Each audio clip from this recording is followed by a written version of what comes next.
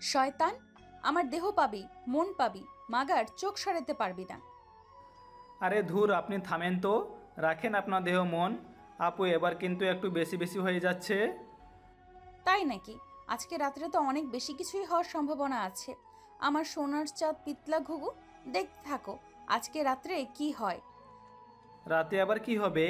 রাতে তো সবাই ঘুমায়, আমরাও ঘুমাবো। আরে বুদ্ধু, আজকে আমাদের বিয়ে হয়েছে আর আজকে আমাদের বাসর রাত। আজকে তোমার আমার খাট ভাঙার খেলা হবে। আপু, এসব কি বলেন? খাট ভাঙা খেলা হয় নাকি? আরে হ্যাঁ, বাসর রাতে খাট ভাঙা খেলা হয়। কেন তুমি জানো না? কাছে আসো।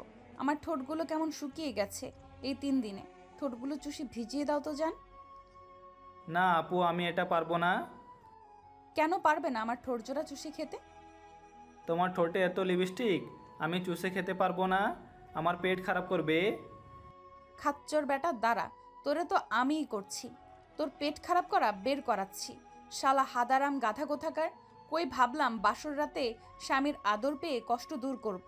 আর উনি মহারাজা বলে নাকি আমার লিপস্টিক খেলে পেট খারাপ করবে। হুম। কথাটা বলে প্রিয়াঙ্কা তার সামনে থেকে বিয়ের বেনারসি শাড়িটা মাথার ওপর থেকে ফ্লোরে ফেলে দেয়। এই থামেন থামেন, কি করছেন? মাথা ঠিক আছে আপনার? মাথা মন সবকিছুই ঠিক আছে, মাগের শরীরে যৌবনের আগুন ঠিক নেই। কেমন দাও দাও দাও দাও করে জ্বলতেছে।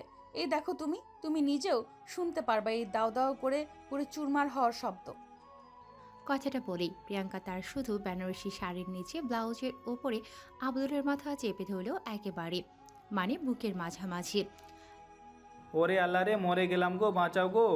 মা গো, তোমার ছোট ছেলেটারে চেপে ধরে দম বন্ধ করে কোথায় যেন আটকে ধরেছে। এ কি? এই দুটোর মধ্যে আমি তো শেষ। কুত্তা, কথা ঠিক করে বল। আপু, তোমার বুকের এই দুটো এত গরম কেন? বললাম না আমার শরীরে আগুন জ্বলতেছে, তাই তো এত আগুন। তোকে বললাম আমাকে আদর করে আগুন নিভিয়ে দে। এবার আব্দুলের একটু নিজের কাছে রাগ হলো। একটা ঝাটকা মেরে ঠাস ঠাস করে প্রিয়াঙ্কা আপুকে 2টা থাপ্পড় মেরে দিল আর বলতে থাকলো। আপনি পাইছেনটা কি? যা খুশি তাই করবেন? বাপের টাকার এত জোর? আপনি কি দুনিয়াটা দুনিয়া ভাবেন না? যা ইচ্ছা তাই করে যাবেন? কতবার আমি নিষেধ করেছি, আপনার পা পর্যন্ত ধরেছি, তাও আপনি জোর করে আমাকে বিয়ে করলেন। আর বলছেন আজকে আমাদের বাসরাত। আর কী সব উল্টাপাল্টা কথা বলছেন? আসলে তুমি আমাকে কিভাবে মারতে পারলে? তোমার কি কষ্ট হয় না? আমি তোমাকে কত ভালোবাসি, তুমি কি একটুও বুঝবে না? আব্দুল খেয়াল করে দেখলো প্রিয়াঙ্কা ফ্লোরে বসে হাউমাউ করে কাঁদতেছে। এবার কেন জানি নিজের কাছে খারাপ লাগলো, আবার ভয়ও হলো। এই মিস সেকেন্ডেই মুড চেঞ্জ করে, তারে বিশ্বাস করতেও ভয় করে। তারপরে খেয়াল করে দেখলো কান্নার প্রসঙ্গ ক্রমেই বেড়ে চলেছে, তাই তাকে ধরে ওঠালো। প্রিয়াঙ্কা মাথা নিচু করে কাঁদতে কাঁদতে আব্দুলের হাত দুটো চাইল। আব্দুল নির্ভীক মনে দিয়ে দিল। 2 হাত এক জায়গায় করে প্রিয়াঙ্কা হুট করে কাপড়ের মাথা দিয়ে আব্দুলের 2 হাত এক জায়গায় বেঁধে ফেলে। এতটা শক্ত করে বাঁধে আব্দুল কিছুতেই চেষ্টা করেও খুলতে পারল না। আপনারা কিছু বুঝতে পারছেন না তাই তো? চলেন একটু অতীত থেকে ঘুরে আসি। ফ্ল্যাশব্যাক। রাস্তার ধারে পড়ে আছে একটি 4 বছরের শিশু। পাশে ঢাকা বাণিজ্য মেলার মাঠ। যে যার মতো যার যার কাজে ব্যস্ত, কিন্তু পাশে থাকা ছেলেটার দিকে কারো যেন খেয়ালই নেই। ছোট্ট বাচ্চাটা ওখানে দাঁড়িয়ে এক নাগাড়ে কাঁদতেই আছে। রাত আনুমানিক প্রায় 10:30। মেঘটা কেমন যেন কালো হয়ে আছে। যখন তখন তার মনের কষ্ট সেরে বৃষ্টিতে পুরো জায়গায় ভিজিয়ে দিতে যেন প্রস্তুত সে। এরই মাঝে জোরে মেঘ গর্জন করে, ঝপাঝপ বৃষ্টি নামতে শুরু করে দিল। কিন্তু ওই ছেলেটা ওই বৃষ্টির মধ্যেই দাঁড়িয়ে কাঁদতে আছে। অন্যদিকে যে যার মতো বৃষ্টির হাত থেকে বাঁচার জন্য মাথাটা কোনো একটা আশ্রয়ের স্থান খুঁজতেছে। এরই মাঝে রিকন দেববাবু ছেলেটার দিকে এগিয়ে গেলেন, গিয়ে ছেলেটাকে জিজ্ঞেস করলেন। এভাবে তুমি কাঁদছো কেন? তোমার মা বাবা কোথায়? কথার প্রতি উত্তরে এক নাগাড়ে বাচ্চাটা যেন কাঁদতেই আছে। কি হলো বলো? বৃষ্টিতে এভাবে ভিজলে তোমার তো শরীর খারাপ করবে। তোমার বাবা মা কোথায়? কি একটা যন্ত্রণা! এখন বাচ্চাটার কই রাখবো? বৃষ্টির মধ্যে তো একে ফেলেও রেখে যেতে পারছি না। রিকন দেববাবু মনে মনে এইসব ভাবছিল আর বাচ্চাটার দিকে তাকিয়েছিল। কি করা যায়? এই বৃষ্টির মধ্যে? আমি এইভাবে শরীর খারাপ করবে। রিকন দেববাবু গ্রামের মানুষ, একদম সাদাসিধে, কথাবার্তাও গ্রামের মানুষের মতো। কাজের জন্য ঢাকা শহরে আসে। তার পরিবার বলতে সে আর তার ৪৫ থেকে ৪৭ বছর মাস বয়সী থেকে একটু বেশি বয়সী স্ত্রী। কিন্তু যা ইনকাম করে তার স্ত্রী আর তার বেশ ভালোভাবেই চলে যায়। বলা যায় সুখী পরিবার, কিন্তু কোথাও না কোথাও একটা অশান্তি তার মনকে শান্তি দিতে চায় না। কেননা এই বয়সে এসেও তার কোনো বাচ্চা নেই। সে আর তার স্ত্রী এই একটা আকাঙ্ক্ষাতেই প্রতিনিয়ত পুরো চুরমার হয়ে যায়। আজও তারা নিঃসন্তান, তাই তার বাচ্চাদের প্রতি একটু টান বেশি। কথায় আছে, অনেকে চায় তা পায় না, আবার অনেকে পেয়েও তা মূল্যায়ন করে না। যদি যথাযথ মূল্যায়নই করবে, তাহলে এই হাজার হাজার মানুষের ভিড়ে বৃষ্টি ভরা মাঠে একটা বাচ্চা কিভাবে কান্না করতে পারে, তা আমার বোধগম্য না। রিকন দেববাবু আর কিছু মাথায় না তুলে বাচ্চাটাকে নিয়ে তার দোকানে চলে যায়। সে বাণিজ্য মেলাতে মিষ্টি, জিলাপি এসব খাবার সামগ্রী বিক্রি করতে দোকান দিয়েছে। তার আসলে একটা মিষ্টির দোকান দিয়েই সংসার চলে, কিন্তু এই মেলার মাঠে এগুলো বেশি চলে, তাই প্রতি বছরই এখানে আসে দোকান দিতে। বাসাও বেশ দূরে না, ওই তো খানিকটা গিয়ে ঢাকা কলেজের ডানে একটু সামনে এগিয়ে গেলে ছোট্ট বস্তিতেই তার বসবাস। যাই হোক, গল্পতে ফেরা যাক। কি হলো বাবা, বলো। তোমার বাবা মা কই?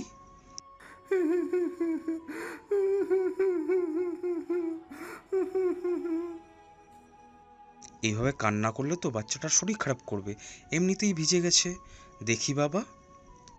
বলে রিকন দেববাবু ওর মাথাটা ভালো করে নিজের গামছাটা দিয়ে মুছে দিল। দেখতে দেখতে রাতও ১২টার দিকে। বাচ্চাটা ঠিকঠাক বলতে পারছে না বাবা মাকে। রিকন দেববাবু ভাবতে লাগলেন, আর যদি কারোর বাচ্চা হারায়, মাইক তো করতো, তাও তো করতে দেখলাম না। আমি কি গিয়ে মাইকে বলতে বলবো? না, এখানকার মানুষের বিশ্বাস নেই। দেখা যাবে যার বাচ্চা না, সে এসে বলবে আমার বাচ্চা। বাচ্চাটাও কিছু বলতে পারবে না, পরে যদি বাচ্চাটাকে বিক্রি করে দেয়। কি একটা ঝামেলা। আচ্ছা, আজকে দোকান করব না, ওরে নিয়ে বাসায় যাই, দেখি কি হয়। তারপর রিকন দেববাবু তার দোকানটা বন্ধ করে বাচ্চাটাকে নিয়ে তার বাসার দিকে রওনা দেয়। এখনও যেন বাচ্চাটার কান্না থামছে না। অনেক কষ্টে রিকন দেববাবু তার বাসায় পৌঁছায়। বাসায় ঢুকতে না ঢুকতেই কান্নার শব্দ শুনে রিকন দেববাবুর স্ত্রী বাসা থেকে বের হয়ে আসে। এ কি গো, বাচ্চাটাকে কই পেলে তুমি? আর সাথে করে কেন আনলে? পুলিশ কেস করবে তো। কি করব বলো, আমি তো বাধ্য হয়ে আনছি। তারপরেও আমি শুরু থেকে আমার সাথে ঘটে যাওয়া সমস্ত ঘটনা আমার স্ত্রীকে খুলে বললাম। আনছো, বেশ ভালোই করেছো।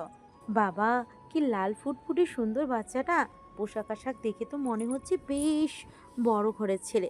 যাক, কোনো খারাপ হাতে বাচ্চাটা পড়েনি। কোথায় না কোথায় কে পাবে আর কি থেকে কি করে ফেলবে বাচ্চাটার। এখনকার মানুষজনের কি মনে দয়া মায়া আছে? তুমি ফটাফট পাশের দোকান থেকে ছোট বাচ্চাদের কিছু পোশাক আনো। এই ভেজা পোশাকে থাকলে কান্না করবে। আর বাচ্চাদের খেলনা আর কিছু দুধ আনো। শোনো, ওই যে সমস্ত চিপস পাওয়া যায় না, যেটা বাচ্চারা পছন্দ করে, আর ওই যে কি মোটা ভাজা পাওয়া যায়, ওইগুলোও নিয়ে এসো। যাও। থামো তো তুমি, কোনো কিছুর নাম জানে না, আন্দাজে ঢিল মারে। এইটা চিপস, নরম চিপস।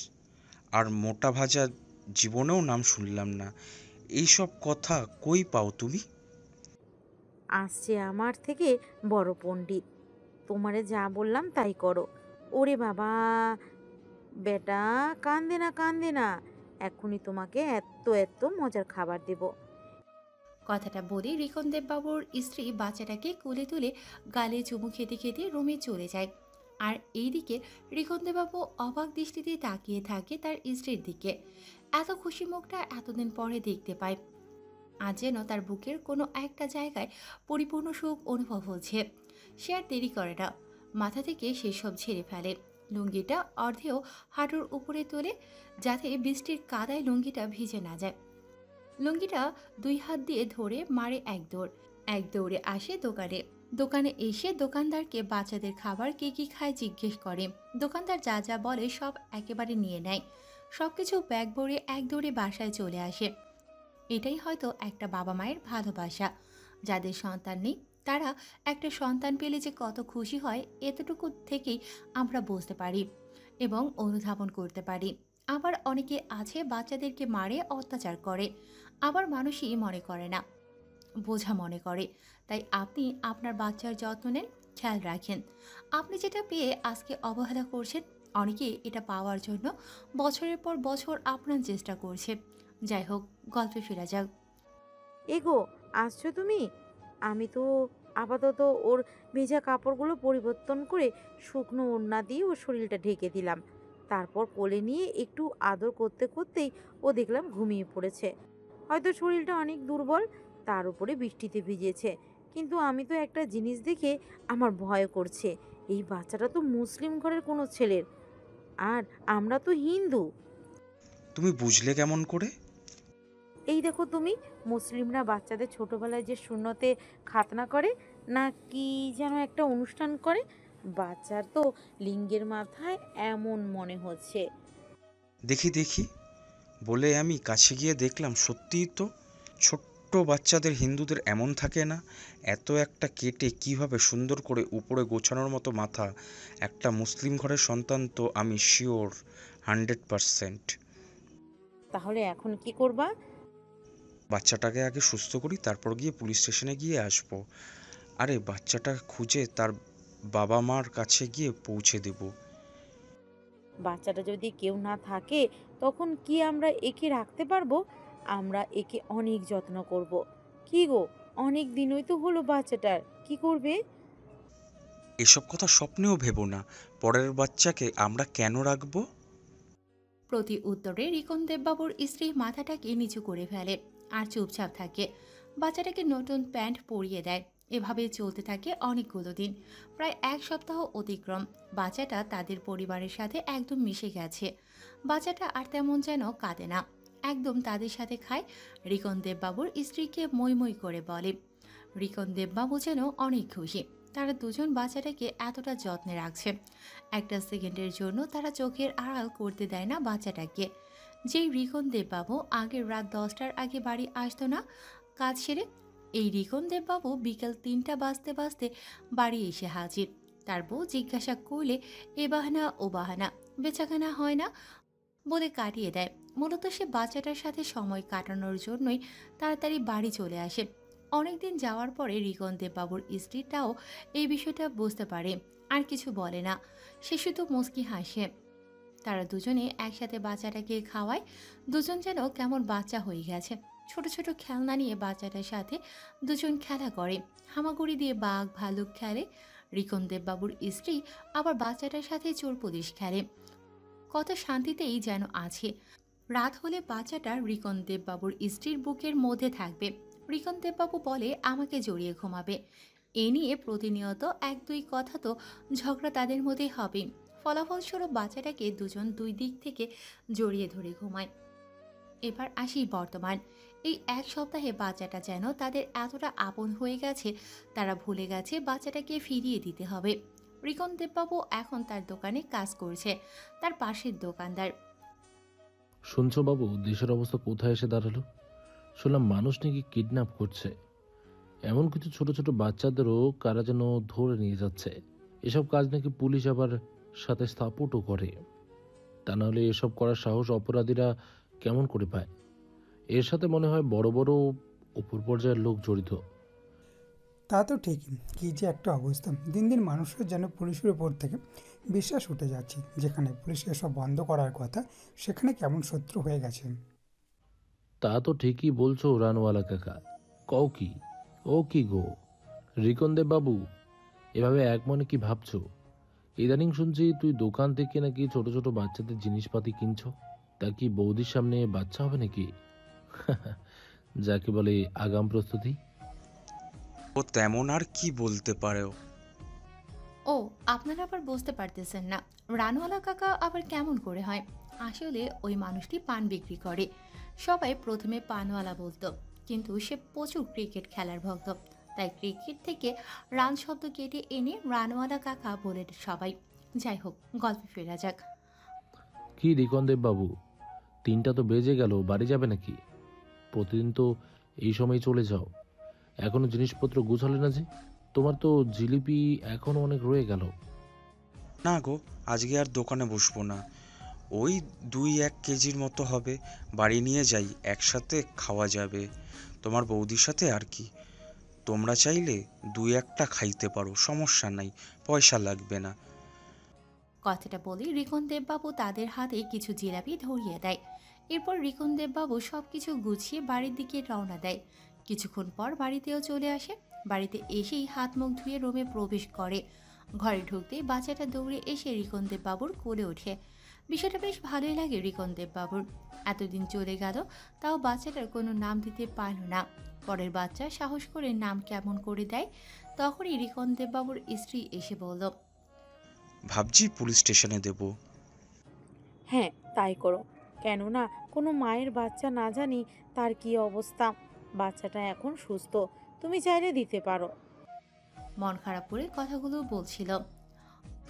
দেখো, কষ্ট তো আমারও লাগছে, আমিও তো দিতে যাচ্ছি না, কিন্তু কিছু করার নাই। এভাবে মন খারাপ করার দরকার নাই। ওরও তো বাপ মা আছে, তাই না? তাদেরও তো কষ্ট হচ্ছে বাচ্চাটার জন্য। তাছাড়া বাচ্চাটা যখন বড় হবে আমরা তার কাছে কি জবাব দিব? তাকে আমরা ইচ্ছা করে তার বাবা মার কাছে যেতে দিইনি। মুখ দেখাতে পারবে? তা অবশ্য ঠিক আছে, খেয়ে নাও। ও, আপনাদের আরেকটা কথা বলা হয়নি। রিকন দেব বাবুকে অনেক ভালোবাসে তার স্ত্রী। রিকন দেব বাবু বলে ডাকে। বিষয়টা অবশ্য রানওয়ালা কাকার মতো, কিন্তু কেন রিকন দেব বলে গল্পের সাথে থাকেন জানতে পারবেন। যাই হোক, পার্টিতে বসে বাচ্চার সাথে রিকন দেব বাবু খেলতে থাকে। এরই মাঝে সে সামনে থাকা 14 ইঞ্চি মাইওয়ান টিভিটা চালু করে খবর দেখার উদ্দেশ্যে। সে খবরের একটা চ্যানেলে দিয়ে খবর দেখতে থাকে আর বাচ্চাটার সাথেই খেলতে থাকে। তার স্ত্রী খাবার এনে তার পাশে বসে 2 প্লেটে বাড়তে থাকে। একটা সে খাবে আর বাচ্চাটাকে খাওয়াবে, আর একটা তার স্বামী খাবে। আসলে খাওয়ার সময় ছোট্ট বাচ্চারা বড়দের থেকে 1-2 বার যেভাবে খাবার খায়, এই জায়গায় ওই একই ঘটনা। খাওয়ার সময় বাচ্চাটা কেমন ফ্যাল করে তাকায় থাকে, তাই তারাও খায় শক্ত খাবার, বাচ্চাটাকেও খাওয়ায় নরম করে অল্প অল্প করে। তখন এই নিউজ চ্যানেলে ব্রেকিং নিউজ। নীলক্ষেত থানার জানা গেছে তৎকালীন এসআই আসাদুজ্জামান যে বাচ্চা সিন্ডিকেট এবং বিভিন্ন মানুষ খুন হয়ে যাচ্ছিল তার সাথে পুরোপুরি জড়িত। তারা এগুলো দালাল চক্রের মাধ্যমে বিভিন্ন অন্যান্য দেশে বাইরে বিক্রি করে। এর জন্য তৎকালীন আসাদুজ্জামান 5 দিনের রিমান্ডে নেওয়া হয়েছে। বাকি কথা জানার জন্য, আসলে দেশের অবস্থা এত ভয়ানক, সেখানে একটা বাচ্চা নিরাপদ নয়। এই জায়গায় যদি দেশের পুলিশ ব্যবস্থা এমন হয়, তাহলে জাতির জন্য হতাশাজনক ছাড়া আর কিছুই হতে পারে না। সাথে থাকুন, আসছি ছোট একটা ব্রেকের পর। খবরটা শুনে রিকন দেববাবু এবং তার স্ত্রী একে অপরের চোখের দিকে তাকিয়ে থাকে। এভাবে অনেকক্ষণ তাকিয়ে থাকায় এবং চোখে চোখে তাদের অনেকগুলো কথা হয়ে যায়।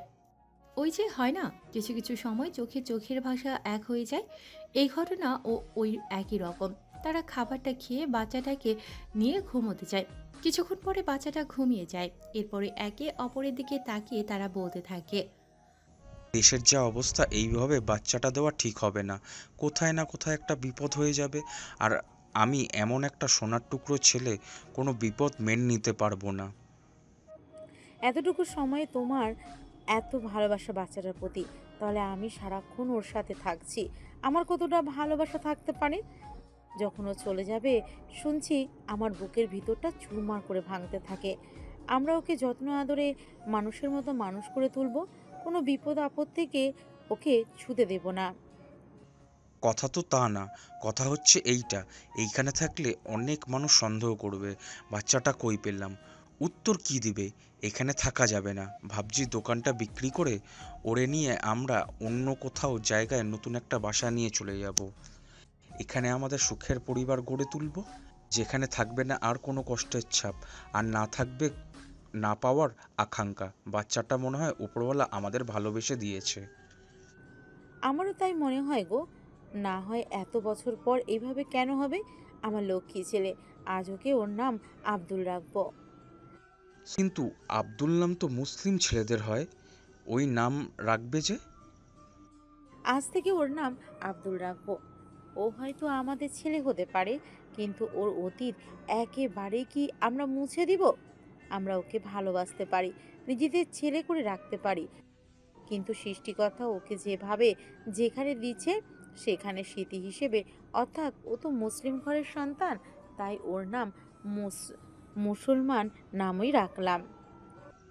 তাই হবে, আজকের থেকে ওর নাম আব্দুল বাবা। উম্মুয়া। কথাটা বলেই রিকনদেব বাবু আব্দুলের মাথায় একটা চুমু খায় এবং রিকনদেব বাবুর স্ত্রী দুজন মিলে বাচ্চাটাকে আদর করতে করতে মনে সুখে ঘুমিয়ে পড়ে। পরের দিন সকালে রিকন বাবু গিয়ে তার দোকানটা বিক্রি করে দেয়। পাশে সবাই অনেকে জিজ্ঞাসা করে যে হঠাৎ কেনই বিক্রি করে দেবে। প্রতি উত্তরে রিকনদেব বাবু জবাব দেয় সে অন্য এক জায়গায় চলে যাবে, তার এক নিকট আত্মীয়ের কাছে। ওখানে আরও ভালো কাজের ব্যবস্থা, আর এখানে যাওয়া আসাটা একটু ঝামেলা, আর ওখানে বাড়ির সামনে দোকান দিতে পারবে, তাই আর কি চলে যাওয়া। এভাবে বুঝিয়ে দোকানটা বিক্রি করে বাড়িওয়ালাকে বলে বাড়িটাও ছেড়ে দেয়। তারপরে তারা তিনজন চলে যায় এক অজানা গন্তব্যে।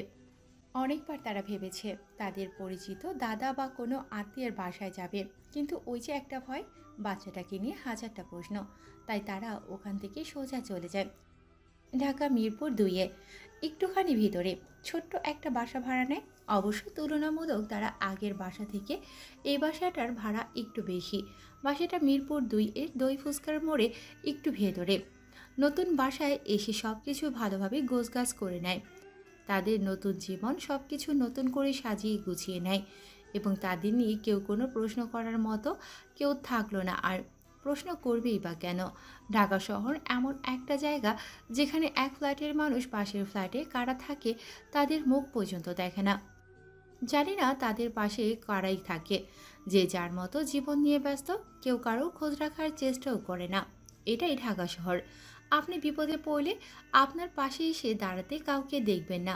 ঢাকা শহরে একজন আরেকজনকে কিছু টাকা দিয়ে সাহায্য করলো, কখনো কাউকে বিন্দু পরিমাণ সময় দেয় না। যে যার মতো যার কর্ম কাজে ব্যস্ত। এখানে তো একজন আরেকজনের জীবনে প্রশ্ন করা অবিশ্বাস্য ব্যাপার। এখানে বেশ তাদের ভালোই চলতে থাকলো। এখন রিকনদেব বাবু মিষ্টি ব্যবসা ছেড়ে ফুচকা ঝালমুড়ি চটপটি এগুলোর ব্যবসা শুরু করলো। নতুন জায়গায় তুলনামূলক বেচাকিনা কম হলেও খুব খারাপ হয় না। আস্তে আস্তে যখন পরিস্থিতি বাড়তে থাকলো তখন একটু বেশিই বেচাকেনা হলো। আপনার খাবারের কোয়ালিটি ভালো থাকলে এমনিতেই আপনার দোকানে মানুষ আসবে, সেটা খুব ভালো করেই রিকনদেব বাবু জানে। সে সেই জন্য সর্বোচ্চ দিয়ে খাবারটা ভালো করার চেষ্টা করে। এভাবে দেখতে দেখতে চলে গেল 15টা বছর। 15 বছর পর কিরে দোস্ত, এত সকাল সকাল কলেজে? বাড়িতে ভালো লাগছিল না রে, তাই চলে আসলাম আর কি। বুঝলাম। তো আঙ্কেল আন্টি কেমন আছে? আছে রে, মোটামুটি ভালোই। তুই শালা কপাল করে একটা আব্বা আম্মা পাইছিস যে তারা তোকে এত ভালোবাসে, কখনো কোনো কিছুর কমতি রাখে না রে। আর আমার টাক বাপটার দিকে দেখ, হালে আজ তো একটা খাড়াস। ওই শালা থাম, নিজের বাপ মারে কি কেউ এভাবে এসব বলে? দোস্ত জানিসই তো, তোর স্কুল লাইফেও দেখলাম চুপচাপ, আবার কলেজ লাইফে এসেও ক্ষেতের মতন বসে থাকিস। কত করে বললাম ভাই একটা প্রেম টেম কর। দেখিস না এখানে হিন্দু মেয়ে কম, তাছাড়া এসবের আমার খুব বেশি আগ্রহ নাই। ভাই আমার না মাঝে মাঝে ডাউট লাগে, তুই কি আসলে একটা পোলা? এত বড় ইয়াং এত বড় ইয়াং একটা ছেলে এত বড় ইয়াং একটা ছেলে যার কোনো মেয়েদের প্রতি ইন্টারেস্ট নেই। আমার লগে রুমে যাও, দেখাচ্ছি আমি ছেলে না মেয়ে। থাক থাক, আর দরকার নাই, সবই বুঝলাম। তো একটা প্রেম কর, কিন্তু তার জন্য একটা ফরজ। লেখাপড়া কর রে, লেখাপড়া ছাড়া জীবনে কিছু নাই। পড়ালেখা তো করবই, পড়ালেখা ছাড়া কথা বলিস নাকি? সবগুলোর দিকে দেখিস না, দু তিনটাকে নিয়ে ঘরে। দেখ দোষ, তুই করতে পারিস, কিন্তু আমাদের মতো গরিবের এসব সইবে না রে। আর 2 দিন পর পর এইটা ওইটা কিনে দেওয়া, এটা ওইটা খাওয়ানো আমার দ্বারা সম্ভব না। তাছাড়া বাবার শরীরটা ইদানিং ভালো যাচ্ছে না, খুব টেনশনের মধ্যে আছি রে। কখন কি হয়েছে বলো, খুবই কষ্টকর। টেনশন করিস না, ঠিক হয়ে যাবে। তা তো অবশ্যই ঠিক। আচ্ছা শোন, বল বল বল। ক্লাসে চল, ওই টাকলার ক্লাসে না গেলে আবার পরীক্ষায় মার্ক কম দিবে। চল। আগে বলছি কিন্তু, আজকে কিন্তু রাত 8টার দিকে বাংলাদেশ আর ইন্ডিয়ার খেলা, শেরে বাংলা স্টেডিয়ামে। বাবা, খেলার খবর রাখিস? বাসার পাশে খেলা হচ্ছে, খেলার খবর রাখবো না কেন? কিন্তু দোস্ত আমার যাওয়া সম্ভব না, আমার ভালো লাগতেছে না। বুঝতে পারছি, টিকিটের বিল 3500, তাই তো? আমি থাকতে নো টেনশন। আরে বন্ধু বন্ধুকে দেখবে না তো কে কাকে দেখবে? কথাটি শেষ হতেই আব্দুল নীলকে জড়িয়ে ধরে আর বলতে থাকে, দোস্ত তুই এত ভালো কেন? থাক থাক, ইমোশনাল করে দিলি। বুঝলাম। কথাটা বলেই আব্দুল নীল ক্লাসের দিকে রওনা দিল। ক্লাসে গিয়ে চুপচাপ 3 নাম্বার বেঞ্চে বসে পড়ল। একটু পরে স্যার আসলো। ইতিমধ্যে ক্লাসে স্টুডেন্টে ভরপুর। স্যারের ক্লাস কেউ ফাঁকি দিতে পারে না। প্রতিটা স্কুল কলেজে দু একটা হিটলার স্যার থাকে না, এই স্যারটাও তার ব্যতিক্রম নয়। তখনই, ওই স্যার আসবো? এটা কি কারো বাবার বাড়ি না মামার বাড়ি? যখন যা ইচ্ছে তাই করবে। ওই টাক, তোর টাক ফাটাই দিব কিন্তু। সেটা প্রিয়াঙ্কা, দিন দিন তোমার স্পর্ধা অনেক বেশি বেড়ে চলে যাচ্ছে। গলার নিচে করে সুন্দরভাবে কথা বলো। ওলে বাবা লে, তোরে দেখে ভয় পাই নাকি? তুই জানিস না আমার বাপ এই ওয়ার্ডের মেয়র? তোর চাকরি তো যখন তখন আমি নট করে দিতে পারি। এটা আমার বাম হাতের খেলা। বাট আমি তোমার বাপের চাকরি করি না, আমি সরকারি চাকরি করি। তো এখানে চাকরির প্রশ্ন আসছে কেন? কি বললি তুই? আমার আব্বুর নামে অপবাদ? বলেই নেশাগ্রস্ত অবস্থায় প্রিয়াঙ্কা স্যারকে ঢলতে ঢলতে থাপ্পড় দিতে যায়। ঘটনা দেখে স্যারেরও রাগ হয়ে যায়। সে প্রিয়াঙ্কার হাতটা টেনে ধরে ঠাস ঠাস করে 2টা থাপ্পড় দিয়ে দেয়। কাজটা তুই ঠিক করলি না, আমাকে থাপ্পড় মেরে। এর প্রতিশোধ আমি নিয়েই ছাড়বো। কথাটা বলেই ওখানে প্রিয়াঙ্কা বমি করে দেয়। সাথে সাথে প্রিয়াঙ্কার সাঙ্গপাঙ্গগুলো ক্লাস থেকে উঠে এসে প্রিয়াঙ্কাকে ধরে আর বলতে থাকে, স্যার আপনি কাজটা ভালো করলেন না, এর ফলাফল কিন্তু খুব খারাপ হবে। আপনি কার গায়ে হাত দিচ্ছেন জানেন না? কথাটা বলে আমি বাকিদেরকে নিয়ে প্রিয়াঙ্কাকে ধরে ক্লাস থেকে বের হয়ে আসি। প্রিয়াঙ্কার অবস্থা মোটামুটি খুব বেশি ভালো না, একটু বেশি নেশা করে ফেলেছে। তাই আমি আর দেরি করলাম না, রিমন প্রতাপ রনিকে দিয়ে ওকে হসপিটালে পাঠিয়ে দিলাম। আর আমিও দেরি না করে সাথে সাথে কল লাগালাম। হ্যাঁ সাজ্জাদ বল। ভাই কাজটা একটা হয়ে গেছে। কি ব্যাপার, তোর গলার এমন লাগছে কেন? কি কাজ হলো? ভাই আমাদের কলেজে ইংরেজি স্যার আছে না, ওই যে টাকলা করে দেখতে। তা তো বুঝলাম, কিন্তু হলোটা কি তাই তো বল। ভাই ওই স্যার তো সবার সামনে ক্লাসে ভাবিকে ঠাস ঠাস করে থাপ্পড় মারছে। ভাবির আব্বুকে নিয়ে উল্টাপাল্টা কথা বলেছে, অনেক অপমান করেছে। ভাবির শরীরটা ভালো না, তাই প্রতাপদের দিয়ে আইটি হাসপাতালে পাঠালাম। ওর কলিজা কত বড়, ওর তো আমি কলিজা টেনে ছেড়ে ফেলবো। আমি মিরপুর 10-এ ছিলাম, আচ্ছা এখন ওই হাসপাতালে যাচ্ছি, তুই এই দিকটা দেখ। আচ্ছা ভাই ঠিক আছে। এভাবে দেখতে দেখতে একটা দিন চলে যায়। আপনারা বুঝতে পারছেন না তাই তো, এই রুবেলটা কে আর সাজ্জাদটা কে? আবার প্রিয়াঙ্কাকে কেন বা ভাবি বলে সম্বোধন করল? সাজ্জাদ আর তার সাঙ্গপঙ্গদের সাথে প্রিয়াঙ্কা চলাফেরা করে, বলতে পারেন বন্ধু। আর রুবেল হলো ইন্টার সেকেন্ড ইয়ারে পড়ালেখা করে। সে পুরো মিরপুরে মিরপুর 1, মিরপুর 2, মিরপুর 3, মিরপুর 10 পুরো মিরপুরের কিশোর গ্যাং নিয়ন্ত্রণ করে। পাশাপাশি পড়ালেখাটাও করে, বলা যায় বকাটে টাইপের কিন্তু পাওয়ারফুল। ওই কই তোরা, আজকে রাত 10টা একটা মিশন আছে। ভাই আসতেছি, বাকিরা সবাই আছে। আর হুট করে কি এমন মিশন? তারা সাজ্জাদকে আর কোনো প্রশ্ন না করে সোজা চলে আসে তাদের আড্ডাখানায়। আসার পরে রুবেল বলতে থাকে, ওইটাকে যে আমি কি অবস্থা করব তা ভাবার বাইরে। আমার কাছে খবর আছে, ওইটা আজকে রাত 11টায় লাভ রোড দিয়ে ফিরবে। ওর অবস্থা এমন করবি কোনো হাড্ডি গুড্ডি ভাঙবি না কেউ, শুধু ছেঁচা মাইট দিবি যাতে অনেকদিন ব্যথা থেকে। ওর ব্যাক সাইডে মারবি প্রচুর, যাতে ওয়াশরুমে বসতে উঠতে আর ব্যথা লাগে। তারপর কথা মতো যে যার মতো রেডি হয়ে রাস্তার 2 ধারে ওয়েট করতে থাকে। স্যার রিক্সা নিয়ে আসতেই চারদিক থেকে হুট করে রিক্সা ঘেরাও করে ফেলে। রিক্সাওয়ালাকে সবাই ধরে নামায়, স্যারকে ধরে। কে কে তোমরা? ছাড়ো আমাকে। তোরা জানো না আমি কে? আমি কলেজের একজন শিক্ষক। তোর স্যারের মায়ের বাপ। কথাটা বলি রুবেল স্যারের টাক মাথার উপর একটা বাড়ি মারে হাত দিয়ে। তারপরে সবাই রিক্সার সাথে স্যারের 2 হাত সামনের দিকে টেনে ধরে আর পেছন দিক থেকে লাঠি দিয়ে স্যারের পেছন সাইডে মারতে থাকে। স্যার হাউমাউ করে চিৎকার করতে থাকে, কিন্তু কেউ তাকে এগিয়ে নিতে আসে না।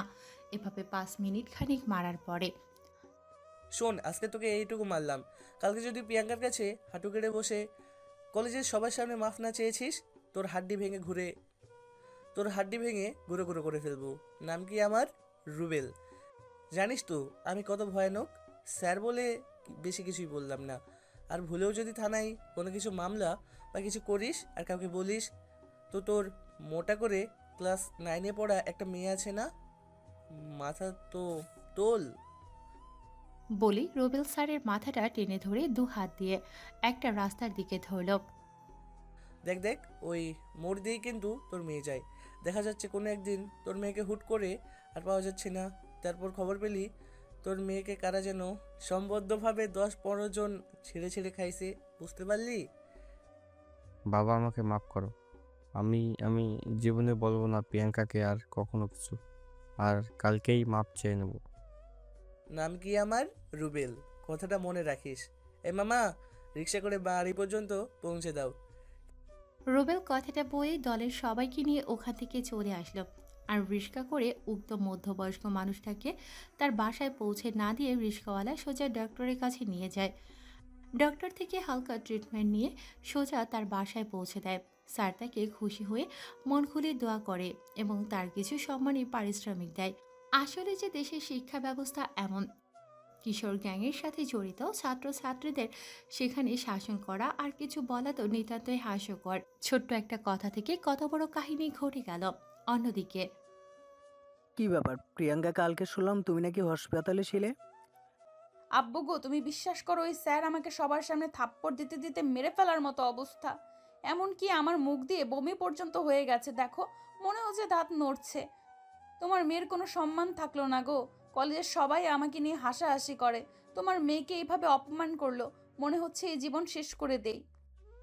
কান্না করিস না মা, আমি কালকেই তোর কলেজে যাব। ওই স্যারের এত বড় সাহস যে আমার মেয়েকে এভাবে মারে। এত বড় স্পর্ধা কোথা থেকে হলো? এর একটা ব্যবস্থা করে আমি দম নেব। অন্যদিকে কি হলো বাবা, তুমি এভাবে বসে আছো কেন? তেমন কিছু না রে, শরীরটা সায় দিচ্ছে না, খুব টেনশন রে বাবা। কখন কি যে হয়ে যায়। আমার যদি একটা কিছু হয়ে যায় তোদেরকে কে দেখবে বলতো? তুই তো এখনো ছোট্ট, লেখাপড়া করিস, টেনশন হয় তোর জন্য। আমি মোটেও ছোট না, তোমাদের ছেলে বড় হয়ে গেছে। দেখো, আবার কিছুদিনের মধ্যে তোমাদের ছেলে তোমাদের দায়িত্ব নেবে, তোমাদের সকল কষ্ট মুছে দেবে। তোমাদের ছেলে অনেক বড় কিছু হবে। মানুষ বলবে, দেখো তোমার ছেলে এইটা ওইটা করেছে। সেই দিনের অপেক্ষা করি রে বাবা, কবে যে দিনটা আসবে। এই নাও তোমার ওষুধ খেয়ে নাও। থ্রেড ব্যথাটা আবার বাড়ছে গো।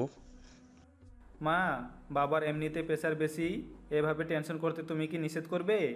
এভাবে টেনশন করলে যখন তখন একটা কিছু দুর্ঘটনা ঘটে যেতে পারে। বাবারে, তোর বাবা কি আমার কথা শুনবে? ভালো করে বললেই অবশ্যই শুনবে। আমি রাগ করেছি, কথা বলবো না তোমাদের সাথে।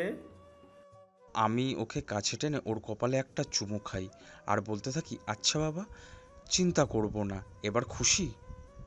আয় একসাথে সবাই খাবার খেয়ে নিই। তোমরা বসো, আমি খাবার বেড়ে দিচ্ছি। তাই শুনলাম আমার ছেলে নাকি কালকে রাত্রে খেলা দেখতে গেছে রাত জেগে। বিশ্বাস করো বাবা, আমি যেতে চাইনি। ওই নীল আমাকে জোর করে নিয়ে গেছে। তাছাড়া আমি কি ছোট? একটু রাতে বের হলেই তোমরা এমন করো। ছোট কথা কই করলাম, তুই বেরোলে টেনশন হয় তাই বলি।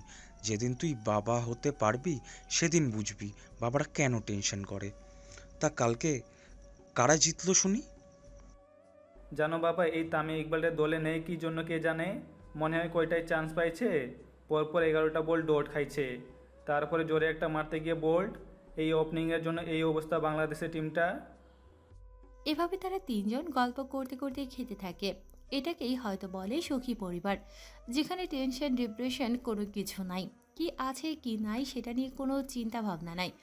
একসাথে 3জন বসে মন খুলে হাসি খুশিতে খাচ্ছে আর গল্প করছে। কিন্তু এখনকার জেনারেশনে বেশিরভাগ খাওয়ার সময় এক হাতে খাবার প্লেট তো অন্য হাতে মোবাইল। তারা যেন ওটাকেই সুখময় অনুভব করে। কিন্তু আসল সুখ যে কি সেটা যদি বুঝতো তাহলে তারা কখনোই এমনটা করতো না। কি মনে পড়ে যাচ্ছে সেই শৈশবের দিনের কথা? আসলে দিনগুলো মধুময় ছিল। পরের দিন বাবা, অনেক বেলা হয়ে গেল, কলেজে যাবি না? দেখ 10টা বাজে। মা, তুমি আমাকে আগে ডাকবা না? এটা কেমন কথা? ওরে, তোকে তো আমি সেই 8টা থেকে ডাকছি, তোর বাবা তো 9টায় ডাকে, কোনো উত্তর দিলি না তুই। তোর বাবা কাজে চলে গেছে। যাই হোক, তুমি একটু খাবার বাড়ো, আমি ফ্রেশ হয়ে আসছি। আব্দুল কথাটা বলে ওয়াশরুমে গিয়ে ফ্রেশ হয়ে নিল। ফ্রেশ হয়ে এসে এক ঝাপে বিছানার ওপর হয়ে পড়ল। প্যান্টটা ওখান থেকে পরে এসে রুমে তাড়াহুড়ো করে জামা পরতেছে আর মাথাটা এক হাতে গামছা দিয়ে মোছার চেষ্টা করতেছে। খেয়াল করে দেখলো তার মা তার দিকে তাকিয়ে মিটমিট করে হাসতেছে। আব্দুলও দাঁত বের করে একটা ভেঙচি কাটলো, আবার মাথাটা মুছতে লাগলো। আব্দুল তাড়াতাড়ি করে কলেজ শার্টটা পরে নিল, তারপরে তাড়াতাড়ি করে একটু খেয়ে কলেজের উদ্দেশ্যে দৌড় দিল। বাসা থেকে কলেজটা কাছে হওয়াতে আর রিক্সার জন্য অপেক্ষা না করে এক দৌড়ে কলেজে চলে আসলো। আসতে 3 মিনিটের মতো লাগে। আসলে তাদের প্রথম ক্লাসই নাম প্রেজেন্ট করে, তো তাই এত তাড়াহুড়ো করা। কিন্তু কলেজে এসে আব্দুল যেন থমকে গেল। দেখলো কলেজ মাঠে চারিদিকে মানুষজন কেমন ভিড় করে আছে। আব্দুল ভিড় ঠেলে ভেতরে ঢুকতেই শুনতে পেল, আমার ভুল হয়েছে প্রিয়াঙ্কা মা, আমি আর জীবনে তোমার কথার উপরে কথা বলবো না। এবারের মতো মাফ করে দাও, আমি তোমার কাছে হাত জোর করে বলছি।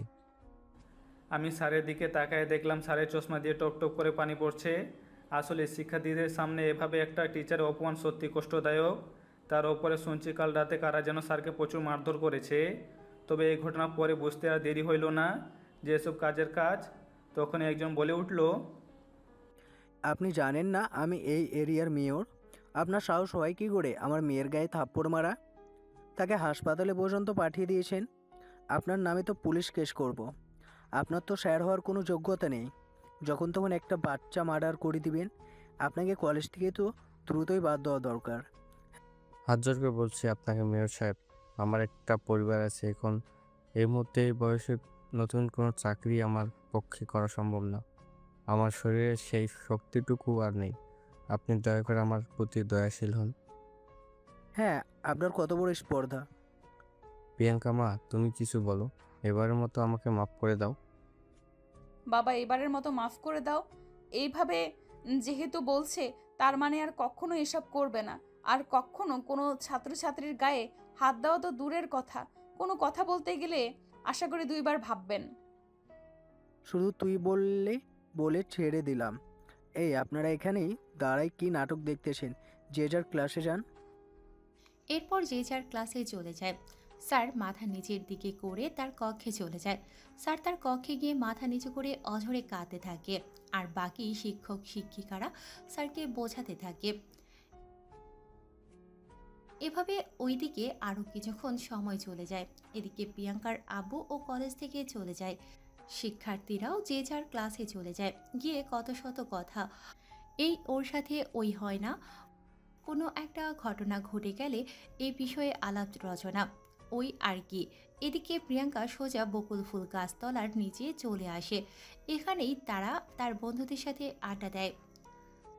কিরে সাজ্জাতের বাচ্চা, আজকে রাত্রে মাস থেকে স্যারকে ওইভাবে? আমি তোদের কিছু করতে বলছি? দোস্ত কি বলিস, বিশ্বাস কর আমরা কিছু জানি না। তোরে আমার চিন্তা হবে? তোরে আমি হাড়ে হাড়ে চিনি। ওইদিকে ডাল দেখেছিস? ডাল এনে পেটাবো কিন্তু। বল এগুলো কে করেছে? দোস্ত বিশ্বাস কর। সাজ্জাতের বাচ্চা, আমি প্রিয়াঙ্কার চোখের দিকে তাকাতেই ভয় পেয়ে গেলাম। মেয়েটা রীতিমতো আগুনে জ্বলতেছে, চোখ দুটো এমন অবস্থা। আমি ভয় পেয়ে ফটফট করে বলতে থাকলাম, আসলে আমার কোনো দোষ নেই। রুবেল ভাই এ খবর শুনে উনি যা করার করেছে। রুবেলের সাথে তোরাও ছিলি? সত্যি কিনা বল। না মানে দোস্ত, অতটা না, একটু একটু আর কি। ওই মানে মানে যা কয় আর কি। কুত্তা, দাঁড়া তোরা, বলে আমি পাশে থেকে একটা ডাল নিয়ে এসে মারতে ছুটে এলাম। আর কুত্তাগুলা দিছে ভো দৌড়। এক দৌড়ে কলেজ গেট দিয়ে বাইরে। কে পালালি কে? আজকে না পাই কালকে পাবো না? তারপরে প্রিয়াঙ্কা ডালটা হাত থেকে ফেলে, ক্লাসরুমে যায়। আর ওদিকে সাজ্জাদ আর তার বন্ধুরা দৌড়ে তাদের আড্ডাখানায় গিয়ে রুমের মধ্যে গিয়ে আরামে বসে পড়ে। এরে, তোদের না ক্লাস আছে, এই সময় এখানে কি করিস? আবার কলেজ ড্রেসে গায়ে? হ্যাঁ আইসে, ভাজা মাছটা মনে হয় স্যার উল্টে খেতে জানে না। তুমি জানো না তোমার বউ কি? ভাবি যখন শুনছো তুমি এই কাজ করছো, আমরা সাথে ছিলাম। কলেজের সবার সামনে লাঠি দিয়ে তাড়া দিচ্ছে, এক দৌড়ে এখানে চলে আসছি। আজকে আর কলেজ যাব না, গেলে মাইর খাবো ভাবির হাতে। এর জন্যই তো ওকে এত ভালো লাগে, একেবারে রাগী রোমান্টিক গুন্ডি মেয়ে। ভাই রে ভাই, এতদিন শুনছি মানুষ নরম ভদ্র মেয়েরে বিয়ের জন্য খুঁজে, এ তো দেখি তুমি উল্টো। আরে পাগল, গ্যাংস্টারের বউ লেডি গ্যাংস্টার হয়, বুঝোস না ব্যাপারটা? কিছু কি খাইছিস? না খেলে পাশে দোকান থেকে নিয়ে এসে খা। এই নে চাবি, আর এখন বেরোবো। যাওয়ার সময় রুমটা তালা দিয়ে যাবি। আচ্ছা ভাই। কথাটা বলেই রোবেল চলে যায়। অন্যদিকে প্রিয়াঙ্কা ওদের সবাইকে তাড়া দিয়ে সে ওর নিজের ক্লাসে চলে আসে। এসে দেখে অর্থনীতি স্যার ক্লাস নিচ্ছে। প্রিয়াঙ্কা দরজার সামনে দাঁড়িয়ে। স্যার আসবো? আসো মা। খেয়াল করে দেখলাম স্যার মাথা নিচু করে বলল। ব্যাপারটা মজা লাগলো। একটা মুচকি হাসি দিয়ে ক্লাসে প্রবেশ করলাম। আজকে বেশ গরম পড়েছে, আজকে আর মাঝে বসবো না, সামনের দিকে বসা যাক। একটু গিয়ে 5 নাম্বার বেঞ্চটা চোখে পড়ল। ওই মেয়ে, এই মেয়ে ওঠো, ওদের পেছনে যাও। আমার একবার বলতে দেরি, মেয়েটা উঠে পেছনে যেতে দেরি হলো না। বিষয়টা বেশ ভালো লাগলো। বুঝতে পারলাম ভয়ে সবাই এমন করতেছে। আগেও ভয় করতো, তবে এখন একটু বেশিই করতেছে আর কি। কারণটা তো আর কারোরই অজানা না। আমি বেঞ্চে বসে স্যার কি বলতেছে বকবক করে কিছু তো বুঝতেছি না, শুধু তাকিয়ে তাকিয়ে বিষয়টা বোঝার চেষ্টা করতেছি। এরই মাঝে আচ্ছা তাহলে কে বলতে পারো দেখি, অভাব কাকে বলে? স্যার সামনের দিকে তাকিয়ে দেখে একটা হাত উপরে উঠছে। সে তাকে বলতে বলে, স্যার অভাব বলতে কোনো কিছু না থাকাকেই বোঝায়, কিন্তু অর্থনৈতিকভাবে অভাব বলতে বোঝায় কোনো কিছু কেনার আগ্রহ আছে কিন্তু সেটার প্রাপ্য অর্থ দ্বারাই কেনার সামর্থ্য নাই, তাকেই অভাব বলে। বা অনেক সুন্দর করে বলেছো তো, বসো। আমি কথাগুলো শুনেই কেন জানি ডানের ছেলেটার দিকে তাকালাম। তাকাতেই দেখি ছেলেটা একটা মুচকি হাসি দেয়। তার সাদা চেহারা, চোখ দুটো গোল গোল, চোখের পাপড়ি ঘন ঘন করছে, ঠোঁটে মুচকি একটা হাসি। চুলটা খুব বেশি ছোট না, খুব বেশি বড়ও না, কিন্তু সামনের দিকটাই একটু বেশি, যা চোখ ছুঁয়ে ছুঁয়ে অবস্থা। হাইট হবে 5 ফুট 5 কিংবা 5.5, খুব বেশি ছোট না আবার খুব বেশি বড় না। তার শরীরটাও খুব বেশি মোটা না, খুব বেশি চিকন না, মাঝামাঝি আর কি। আমি অবাক দৃষ্টিতে তার দিকে তাকিয়ে আছি। কতক্ষণ আছি আমি নিজেই জানি না। এভাবে অনেকক্ষণ চলে গেছে। কিসের জন্য শব্দে আমার ঘোর কেটে গেল। আমার বুকের মধ্যে কেমন যেন একটা অজানা ফিল কাজ করলো। কেমন যেন বুকের মাঝে আর বাম সাইড দিয়ে একটা মোচড় দিয়ে উঠলো। কখনো এমন অনুভূতি তো আমার হয়নি। কেমন হার্টবিট বেড়ে গেল। আমি এখনো বুঝতে পারলাম না আমার সাথে কি হচ্ছে। হুট করে দেখি ক্লাসটা শেষ হয়ে গেল, সবাই যে যার মতো ক্লাসরুম থেকে বের হয়ে গেল, কিন্তু এখনো আমার চোখে সেই হাসিটা ভেসে আসতেছে। কি মায়াবী তার চোখ। আমি চুপচাপ উদাস মনে রুম থেকে বের হয়ে বাসায় চলে যাই। খাইতে গেলেও যেন খাবার প্লেটে হাসি দিতেছি, শুতে গেলেও চোখের সামনে সে হাসি। আমি কি পাগল হয়ে যাচ্ছি? এই কি হচ্ছে আমার সাথে? আমি কিচ্ছু বুঝতে পারছি না। মা, আমার মনে হয় কোনো কারণে ছেলেটার প্রতি তোর কোনো ভালো লাগা কাজ করছে, তাছাড়া তো এমন হওয়ার কথা না। ও আচ্ছা, মা ভালো লাগা কাজ করলে কি এমন হয়? হ্যাঁ রে মা, উঠতে বসতে খাইতে শুইতে শুধু মানুষটার কথাই মনে পড়ে, যেমন তোর বাবার জন্য আমার হয়েছিল। ও আচ্ছা, তুমি এখন যাও। তারপরে আম্মু তার নিজের রুমে চলে যায়। আমি বসে বিষয়টা গভীরভাবে ভাবতে থাকি। এইভাবে বসে ভাবতে ভাবতে কখন যে সোফার উপরে ঘুমিয়ে গেছি তা বলতে পারি না। ঘুম থেকে উঠে দেখি 7:30 বেজে গেছে। তাই নিচে গিয়ে খাবার খেয়ে সকাল সকাল কলেজে চলে আসি। এসে দেখি তেমন কেউ আসেনি, কেননা সবাই 9টার দিকেই আসে। আমি আজকে আরও 30 মিনিট আগে চলে এসেছি। আমি গিয়ে সুন্দর করে আমাদের বসার গাছটার নিচে বসে মাথা নিচু করে ভাবতে থাকি, আসলে আমার হুট করে হলোটা কি। প্রিয়াঙ্কা তার গভীর ভাবনায় ব্যাকুল। অন্যদিকে, মা কই তুমি? খাবার দাও, খেয়ে কলেজে যাবো তো। দেখেছো ঘড়িতে 8:30 বেজে গেছে। আরে দেবো তো বাবা, তোর বাবা খেয়ে দিয়ে একটু আগেই তো বের হলো। সব কিছু গুছিয়ে দিয়ে তো রেডি করব। তুই আয়, আমি খাবার দিচ্ছি। কথাটা বলে রিকনদেব বাবুর স্ত্রী আব্দুলের খাবার বাড়তে থাকে।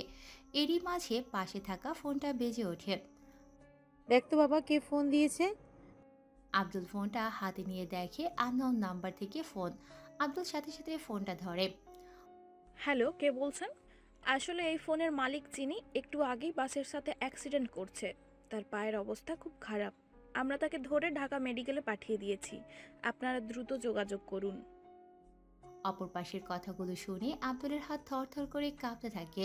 তার কথা বলার বাকশক্তি যেন হারিয়ে যায় ক্ষণিকের জন্য। ঘটনা প্রতিফলিত হাত থেকে ফোনটা পড়ে যায়। সে চিৎকার করে, না, এটা হতে পারে না বাবা গো। বাবা, কি হয়েছে? কি রে, বলিস না কেন? চুপ কেন? বল, কি হয়েছে? বাবা নাকি অ্যাক্সিডেন্ট হয়েছে, সবাই নাকি ধরে তাকে ঢাকা মেডিকেলে পাঠিয়েছে। না, এই হতে পারে না। দ্রুত চলো, আমাদের হসপিটালে যেতে হবে। তারপরে আব্দুল ও তার মা কাঁদতে কাঁদতে হাসপাতালের উদ্দেশ্যে রওনা দেয়। ঘন্টা 20 পরে তারা হাসপাতালে পৌঁছেও যায়। হাসপাতালে পৌঁছে কাউন্টার রুমে খোঁজ করলে জানতে পারে তার বাবাকে 102 নম্বর কক্ষে রাখা হয়েছে। তারা দৌড়ে সেখানে যায়। গিয়ে দেখে, কই যাচ্ছেন? ভেতরে অ্যাক্সিডেন্টের ইমার্জেন্সি অপারেশন চলছে। রোগীর অবস্থা কেমন? রোগী উনি আমার বাবা? আপনারা এখানেই বসেন। আরে বলছি না আমার বাবা। এটা চিৎকার করার জায়গা না। বুঝতে পারছি আপনার অবস্থা, কিন্তু দয়া করে নিজেকে কন্ট্রোল করুন, অন্যদের সমস্যা হবে। প্রত্যুত্তরে আব্দুল আর কিছু না বলে পাশে থাকা একটা চেয়ারে বসে পড়ে। তখন আব্দুলের পাশে তার মা এসে সেও কান্না করতে থাকে। মিনিট 30 পরে ডক্টর ওটি থেকে বের হয়ে আসে। আব্দুল দৌড়ে তার কাছে যায়। দেখেন, রোগীর অবস্থা খুব বেশি ভালো না। দুটা পায়ের মধ্যে একটা কোনোভাবেই বাঁচানো সম্ভব না, কেননা মাঝখানে জয়েন্ট থেকে পুরো জয়েন্টটা হাড় ভেঙে চুরমার হয়ে গেছে। আর একটা পায়ের মধ্যে কোনো রকম রড দিয়ে অ্যাডজাস্ট করা যাবে। আরেকটা পা মাঝখান থেকে কাটা লাগবে, দ্রুত অপারেশন করতে হবে। আমরা কোনো রকম রক্তটা আটকে রেখেছি, না হলে ওখান থেকে ইনফেকশন শুরু হবে। বাকিটা আপনাদের ইচ্ছে। অপারেশন করতে সর্বমোট 2,70,000 টাকা খরচ হবে, তা সরকারিভাবে, কেননা দুইটা পা একসাথে আমাদেরকে অপারেশন করা লাগবে। সরকারি ব্যতীত আপনার টোটাল 10 লাখ টাকা সরকারি ব্যতীত আপনার টোটাল খরচ 10 লক্ষ টাকা হবে। তবে দ্রুত যদি করাতে পারি তাহলে একটা পা বাঁচানো সম্ভব, অন্যথা রোগীর দুইটা পায়ে হারাতে হবে। 12 ঘন্টার মধ্যে অপারেশন করতে হবে। কথাটা শুনেই আব্দুলের মাথায় যেন আকাশ ভেঙে পড়ল। যে টাকার অভাবে আব্দুল 2 কিলোমিটার হেঁটে হেঁটে কলেজে যায়, এখন এই সময় আব্দুল প্রায় 3 লক্ষ টাকা কই পাবে? মাথা যেন আব্দুলের জ্যাম ধরে গেল। বাবা মাকে উপহার দেওয়ার জন্য খুব কষ্ট করে 7,800 টাকা জমিয়েছে, আর পকেটে আছে 35 টাকা। এখন আব্দুল কি করবে? তখনই পাশ থেকে তার মা বলে উঠল, আমার হাতে চুড়ি, কানের দুল আর গলার গহনা আছে। সব মিলিয়ে 1,30,000 থেকে 1,50,000 টাকা হবে। বাকিটা আমি ব্যবস্থা করব, তুমি চিন্তা করো না। তারপর আব্দুল তার মার সাথে তাড়াহুড়ো করে গিয়ে বাড়ি থেকে গহনাটা নিয়ে দোকানে গিয়ে বিক্রি করে মার সাথে। তারপর তাড়াহুড়ো করে হসপিটালে দৌড়ে আসে। এসে ডক্টরকে বলে, ডক্টর, আপনি অপারেশনের ব্যবস্থা করেন। এই যে 1,50,000 টাকা, আর বাকিটা আমরা ব্যবস্থা করছি, একটু সময় দিন। দেখেন, পুরোটা জমা না হলে তো আমরা কাজে হাত দিতে পারি না, তাই না? আমরা তো এখানে অপারেশনের খরচ দিচ্ছি না। আপনার বাবা অপারেশনে যা যা কেনাকাটা লাগবে, ওই সব ওষুধ ও যন্ত্রপাতির খরচ, এটা এই টাকা দিয়ে এগুলো কিনে তারপর আমরা অপারেশনে হাত দেব। ডক্টর, আপনার পায়ে পড়ি, আমার বাবাকে বাঁচান। আমি সন্ধ্যার মধ্যে সব ব্যবস্থা করে দিব, আপনি চিন্তা করেন না। এই তো ফেলে দিলেন মহাবিপদ। আচ্ছা, এটা কাউন্টারে জমা দিয়ে দিন। আর বাকিটা সন্ধ্যার মধ্যেই দিয়ে দেন, আমরা এই দিকের ব্যবস্থা নিই। নার্স, ওই রোগীকে অপারেশনের ব্যবস্থা করো। রাত 1:35 অপারেশন। ডক্টর কথাটা বলেই চলে গেল, আর আব্দুল পড়ে গেল মহা বিপদে। এখন আব্দুল কিভাবে বাকি টাকাটা ম্যানেজ করবে? মাথায় যেন আকাশ ভেঙে পড়ল। তখনই ফোনে কল। হ্যাঁ, হ্যালো, কই তুই? 2টা বেজে গেল, আজকে কলেজে আসলি না? তুই তো কলেজ বন্ধ দেওয়া ছেলে না, কিরে কান্না করছিস কেন? কি হয়েছে দোস্ত, বলবি প্লিজ, কান্না করিস না। দোস্ত, বাবার অ্যাক্সিডেন্ট করেছে, দুটো পায়ের অবস্থা একেবারে খারাপ। ডক্টর বলেছে আজকে রাতের মধ্যে অপারেশন করা লাগবে, না হয় দুটো পা বাদ দেওয়া লাগবে। আমি টাকার ব্যবস্থা করছিলাম রে। 1,50,000 টাকা মায়ের গয়না বেচে হয়েছে, আমার কাছে সব মিলে 7,500। এখনও এত টাকা কেমনে কি করব? এসব চিন্তা আর তোকে জানাতে পারিনি। আসলে তুই কখনো আমাকে আপন ভাবিসনি, না হলে এত বড় একটা ঘটনা ঘটে গেল আমাকে জানলাই না। আরে বাবা মা কি তোর একার নাকি? আমারও বাবা মা। টাকার চিন্তা করিস না, আমি আসতেছি। কথাটা বলে ফোন কেটে দিল আব্দুলের বন্ধু সাজ্জাদ। আব্দুল সাজ্জাদের কথা শুনে পাশে থাকা একটা বেঞ্চে বসে পড়ল। 30 মিনিটের মধ্যেই সাজ্জাদ হাজির।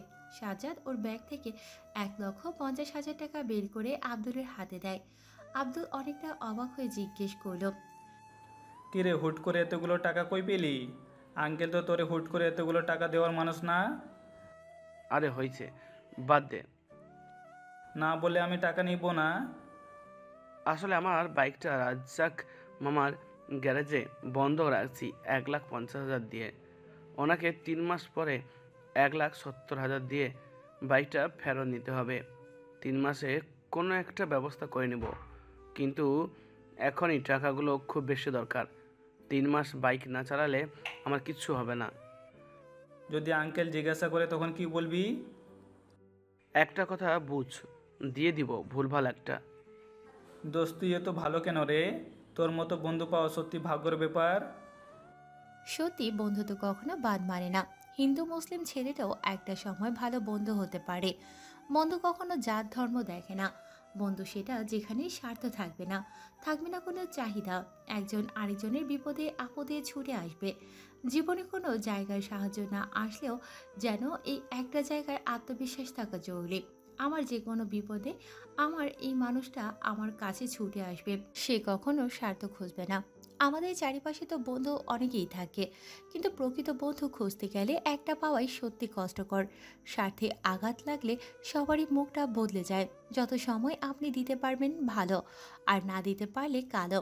এইটাই প্রকৃতির নিয়ম। সন্তানকে দিতে পারলে ভালো বাবা, স্ত্রীকে দিতে পারলে ভালো স্বামী, ভাইকে দিতে পারলে ভালো ভাই, আর না দিতে পারলে কালো ভাই। শুধুমাত্র দুইটা জায়গায় কখনো দেয়া না দেয়া দেখে না, এক আল্লাহ, দুই বাবা মা। আবার কোনো কোনো জায়গায় বাবা মাকেও দিতে না পারলেও ভালো সন্তান হওয়া যায় না। এই খেলার নিয়ম কি? এই খেলার কি কোনো সমাপ্তি আছে? এই খেলার একটাই সমাপ্তি, আর সেটা হলো মৃত্যু। মৃত্যু না পর্যন্ত এই খেলার কখনো সমাপ্তি ঘটে না। তাই অন্য চিন্তা বাদ দিয়ে নিজের জীবন নিয়ে ভাবুন। নিজে একটু সুখে বাঁচার চেষ্টা করুন। নিজের ছোট ছোট স্বপ্নগুলো পূরণ করুন। ইচ্ছাগুলোকে প্রাধান্য দিন, আর পরপারের জন্য কিছু সঞ্চয় করুন। তাহলে আপনি সার্থক এবং সফল। গল্পে ফেরা যাক। এরপরে ফলাফল স্বরূপ আব্দুলের বাবার অপারেশনটা বেশ ভালোভাবেই হয়ে যায়, আর বাকি 30,000 টাকা বাঁচে অপারেশনের পরে। সেই 30,000 দিয়ে তার ওষুধ খরচ এবং যাবতীয় টুকটাক খরচ করে। এভাবে দেখতে দেখতে হাসপাতালের বেডে 15টা দিন চলে যায়। এই 15টা দিন আব্দুল অনেক কষ্ট করে সব কিছু মেনটেন করছে। তবে সাজ্জাদেরও কম কষ্ট হয়নি। তার একদিকে কলেজ করা, আবার হাসপাতালে ছুটে আসা। 15 দিন পরে আব্দুলের বাবাকে হাসপাতাল থেকে রিলিজ করে দেয়। এরপর তার বাবাকে নিয়ে তাদের বাসায় ফিরে যায়। এখন তার উপরে আরেকটা দায়িত্ব পড়ে। এই সংসারের হাল এখন কে ধরবে, কে দেখবে তাদেরকে? প্রশ্ন থেকে যায়। আব্দুল আর কোনো উপায় না পেয়ে নিজেই ছোটোখাটো কিছু করবে পড়ালেখার পাশাপাশি। কেননা তার বাবার এখন কোনোভাবে কোনো কিছু করা সম্ভব না। কেননা একটা পায়ে এমনিতেই রড ঢোকানো এবং গোলাকার সিট চারিদিক দিয়ে পা কাটা অপারেশন করা। 3 মাস পরে নাকি এগুলো খুলতে হবে। আরেকটা পা তো মাস থেকে কাটা। আব্দুল আর কোনো উপায় না পেয়ে সিদ্ধান্ত নেয় তার বাবার ছোট্ট ফুচকা ঝালমুড়ির দোকানটা সে নিজেই সামলাবে। এসব করতে করতে একটা মাস চলে যায়। সকালে কলেজ করে এসে বিকেল থেকে রাত পর্যন্ত দোকান। তাহলে তাদের আর কোনো কষ্ট থাকবে না। কিন্তু ছোট্ট দোকান চালিয়ে কি তার বাবার ওষুধ খরচ সম্ভব, নাকি তার সংসার চালানো সম্ভব? বাবা, আমি তো এখনো মোটামুটি সুস্থ। বাড়িতে তো তোর মা আছে। তুই কলেজে যাস না কেন? এখন থেকে কলেজে যাবি। হ্যাঁ বাবা, আমি একই কথা ভাবছি কালকে থেকে কলেজে যাব। আর বিকেলে এসে তোমার দোকানটা সামলাবো। এমনিতেও তো আমি বড় হয়ে গেছি, আর কতদিন এভাবে বসে থাকবো? নিজের কাছে খারাপ লাগে তাই না? তোমরা চিন্তা করো না, আমি সব সামলে নিব। শুধু কষ্ট করে কোনটা কীভাবে বানাতে হয় একটু শিখিয়ে দিও। ছেলেটার এমন শক্ত শক্ত কথা শুনে রিকনদেব বাবু এবং তার স্ত্রী বাকরুদ্ধ হয়ে যায়। চোখের কোণায় তাদের দুফোঁটা পানি জমে যায়। তারা পানি মোছে, বিষয়টা বুঝতে পারে কেন আব্দুল এই কথা বলছে। তারা আর কিছু বলে না, কেননা এছাড়া আর কোনো উপায় নেই। তারপরও এই রাত্রে আব্দুলের মা ঝালমুড়ি ফুচকা সুন্দর করে বানানো শিখিয়ে দেয়। শোন বাবা, এগুলো এইভাবে বানাবি। আর খদ্দের যখন কোনো কিছু কিনে দুই একটা কথা বলতে পারে, প্রতি উত্তরে তুই আবার রেগে যাস না, কেমন? নতুন নতুন কিছু ভুল হতে পারে। এখন গিয়ে শুয়ে পড়, সকালে কলেজে যাবি। আচ্ছা ঠিক আছে আম্মু। তারপরে আব্দুল গিয়ে ঘুমিয়ে পড়ে। পরের দিন সে ওঠে, যথা নিয়মে হালকা কিছু খাবার খেয়ে কলেজের উদ্দেশ্যে রওনা দেয়। আজকে 1 মাস 10 দিন পরে তারা চিরচেনা কলেজে যাওয়া। আপনারা ভাবছেন এতদিন কলেজ বন্ধ দিলে কলেজ থেকে কিছু বলে না। আসলে কথাটা সাজ্জাদের মাধ্যমে আব্দুল তার কলেজের অধ্যক্ষকে জানায়। বিষয়টা বুঝতে পেরে তারা বলে যতদিন লাগে বিষয়টা ঠিক হওয়ার পরে যেন আব্দুল আসে। তাই কোনো টেনশন আব্দুলের এই বিষয়ে আর থাকে না। দেখতে দেখতে সে কলেজ গেট দিয়ে প্রবেশ করে। আব্দুল হেঁটে তার ক্লাসরুমের প্রায় কাছাকাছি চলে আসে। তখনই কোথা থেকে একটা মেয়ে দৌড়ে এসে তাকে জাপটে ধরে আর বলতে থাকে, এই কুত্তা, কই ছিলি এতদিন? জানিস না এই 1 মাস কেমন ছিলাম? পাগলের মতো হয়ে গেছি। 1টা মাস আমি, কই ছিলি তুই? এই কি করছেন আপনি? আপনার মাথা ঠিক আছে? এই মেয়েটাকে দেখে যেন আঁতকে উঠল আব্দুল। এ কি, এটা তো ওই অহংকারী মেয়ে প্রিয়াঙ্কা। এই মেয়ে এখানে কি করে? তার যে অবাক করা বিষয়, মেয়েটা কেমন শুকায়ে অর্ধেক হয়ে গেছে। চোখের নিচে কালো দাগ, চেনা বড় কষ্টকর। চুলগুলো কেমন এলোমেলোভাবে উড়ছে। আব্দুল, আমি তোমাকে ভালোবাসি। তোমাকে ছাড়া আমি আর একটা দিনও থাকতে পারবো না। এই 1টা মাস যেন আমার কাছে 1টা বছর লাগছে। আপনি কি নাটক করছেন আমার সাথে? দেখেন সবাই কিন্তু দেখছে। এগুলো ঠিক করছেন না আমার সাথে। এসব বন্ধ করুন বলছি। বিশ্বাস করো, তোমার এই চোখ, তোমার এই হাসি আমাকে একটা বার ঘুমাতে দেয় নাই। আমি তোমার চোখ হাসি ছাড়া থাকতে পারবো না। মরে যাব আমি। আমাকে একটু বাঁচতে দাও, আমাকে একটু নিঃশ্বাস নিতে দাও, একটু শক্ত করে তোমাকে ধরতে দাও। দেখেন আমার ধৈর্যের বাঁধ কিন্তু ভেঙে যাচ্ছে, খুব বাড়াবাড়ি হয়ে যাচ্ছে। কথাটা বলার সাথে সাথে প্রিয়াঙ্কা মেয়েটা ওর উষ্ণ ঠোঁট দিয়ে আব্দুলের ঠোঁট এক করে দেয়। কলেজের সবাই হা করে তাকিয়ে বিষয়টা দেখে। এবার আব্দুল নিজেকে কন্ট্রোল করতে না পেরে প্রিয়াঙ্কাকে একটা ছুঁড়ে ধাক্কা দেয়। তারপর বলতে থাকে, ও হ্যাঁ, আপনি কি পাইছেন? বাপ মেয়র বলে যা খুশি তাই করবেন? ও আপনাদের তো আবার টাকার জোর বেশি। আপনার সাথে গুন্ডা পান্ডাগুলো কই? তারা তো আপনার ডান হাত বাম হাত। এগুলো তো মারার জন্য এই অভিনয় করছেন। আমি আমার গাল আগাই দিচ্ছি, মারেন। তাও এইসব নাটক করেন না। ভালোবাসেন? ভালোবাসার মানে বোঝেন? সবার সামনে এসে উল্টাপাল্টা কিস করে দিলে ভালোবাসা বলে না। আরে যে ছোট ছোট ড্রেস, কখন একটা ভদ্র ঘরে মেয়ে পড়ে না, এরা আবার বোঝে ভালোবাসা। আজকে একটা ছেলেকে ধরবেন, খাবেন, ছেড়ে দিবেন, তো কালকে আবার একটি ছেলে। আমরা যখন খাবার খাই আপনারা তেমন এই রুটিনে অভ্যস্ত। আরে কাকে কি বলছি আমি? আপনি জানেন না আমি হিন্দু আর আপনি মুসলিম। তাহলে তাহলে এগুলো করার মানে কি? কাজগুলো কি ঠিক করেছেন আপনি? কথাটা বলেই হন হন করে আব্দুল ওখান থেকে ক্লাসে চলে যায়। আর প্রিয়াঙ্কা মাথা নিচু করে চুপচাপ কলেজ থেকে বের হয়ে যায়। দোস্ত, এত মানুষের সামনে কাজটা ভালো করলি না তুই। মেয়েটা কিন্তু একটা মাস তোর খোঁজ নিত আমার কাছে, অনেকবার তোর কথা জিজ্ঞেস করছে। আমি বলেছি একটু সমস্যার জন্য আসবে সামনে থেকে। আমি তো আর জানতাম না মেয়েটার এই কাহিনী। এই মেয়েটা মনে হয় সত্যি তোকে ভালোবাসে। ওর মধ্যে আমি অনেক পরিবর্তন দেখছি। আগের মতো উগ্রভাব নেই, না কোনো বিশৃঙ্খলা। কলেজে আসতো, চুপচাপ বসে থাকতো, ক্লাস করতো, চলে যেত। না ওকে খুব বেশি বখাটে ছেলেদের সাথে দেখছি।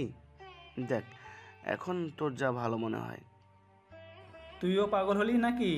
তুই জানিস না আমাদের ধর্ম আলাদা। সাজ্জাদ আর কিছু বলল না। তারপরে ক্লাস করে একে একে যে যার মতো বাসায় চলে যায়। এভাবে আরও 1টা মাস চলে যায়। প্রিয়াঙ্কা দূর থেকে শুধু আব্দুলের দিকে ফেল করে তাকিয়ে থাকে। একটা জিনিস ওর মধ্যে পরিবর্তন আসে। এখন প্রিয়াঙ্কা বোরকা পরে আশা ধরেছে কলেজে। সত্যি ভালোবাসলে একটা মেয়ে বা এক ছেলে নিজের মধ্যে সর্বোচ্চটা পরিবর্তন করে ফেলে, যা সে কখনো কল্পনাই করেনি।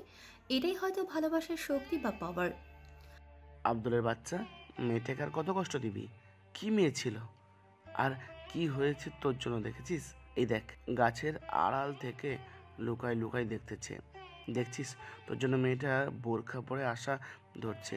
তারপরও এমন ভালোবাসার মানুষ পাওয়া যায় না। তুই আর অবহেলা করিস না। আমার কিছু করে নেই ভাই, আমাদের ধর্ম আলাদা, আমাদেরকে সমাজ মেনে নিবে না। আমি আসতেছি, তুই এখানে বসে থাক। আব্দুল ওখান থেকে উঠে পেছন দিয়ে প্রিয়াঙ্কার সামনে যায়। এই যে মিস। হ্যাঁ, কে কে? আমি সামনে তাকিয়ে মানুষটাকে দেখে মাথাটা নিচু করে ফেলি। দেখেন, আমি আপনার বিষয়টা বুঝতে পারছি, কিন্তু আপনি যা চাচ্ছেন তা সম্ভব না। আমাদের ধর্ম যদি এক থাকতো তাহলে হতো, কিন্তু আমরা দুজন দুপথের মানুষ, যা কখনোই সম্ভব না। আমি শুধু তোমাকে চাই, আর কিচ্ছু না। দেখো আমার চোখ তোমার জন্য পানি পড়তে পড়তে কেমন ফুলে গেছে, কেমন কালো দাগ পড়ে গেছে। আমি জীবনে কারোর জন্য এতটা কাঁদিনি। ঘুমাইতে গেলে তোমাকে দেখি, খেতে গেলে তোমাকে দেখি, গোসল করতে গেলে তোমাকে দেখি, ওয়াশরুমে বসে টয়লেট করতে গেলেও তোমাকে দেখি। আমি কি করব বলো? তোমাকে ছাড়া তো ছেলের অভাব নেই। তারপরও আমার বেহায়া মন তোমাকে কেন দেখে, তুমি বলতে পারো? মেয়েটার বাচ্চা বাচ্চা কথা শুনে আব্দুল নিজেকে ধরে রাখতে পারল না। আব্দুল প্রিয়াঙ্কাকে নিজের বুকের সাথে জাপড়ে ধরল। প্রিয়াঙ্কা কান্নার গতি আরো বাড়িয়ে দিল, সাথে আব্দুলকে এত জোরে শক্ত করে জড়িয়ে ধরল, আব্দুলের নিঃশ্বাস বের হওয়ার উপক্রম। আব্দুলকে জড়িয়ে ধরল। প্রিয়াঙ্কা কাঁদতে কাঁদতে আব্দুলের বুকের মাঝে কামড় মেরে দিল।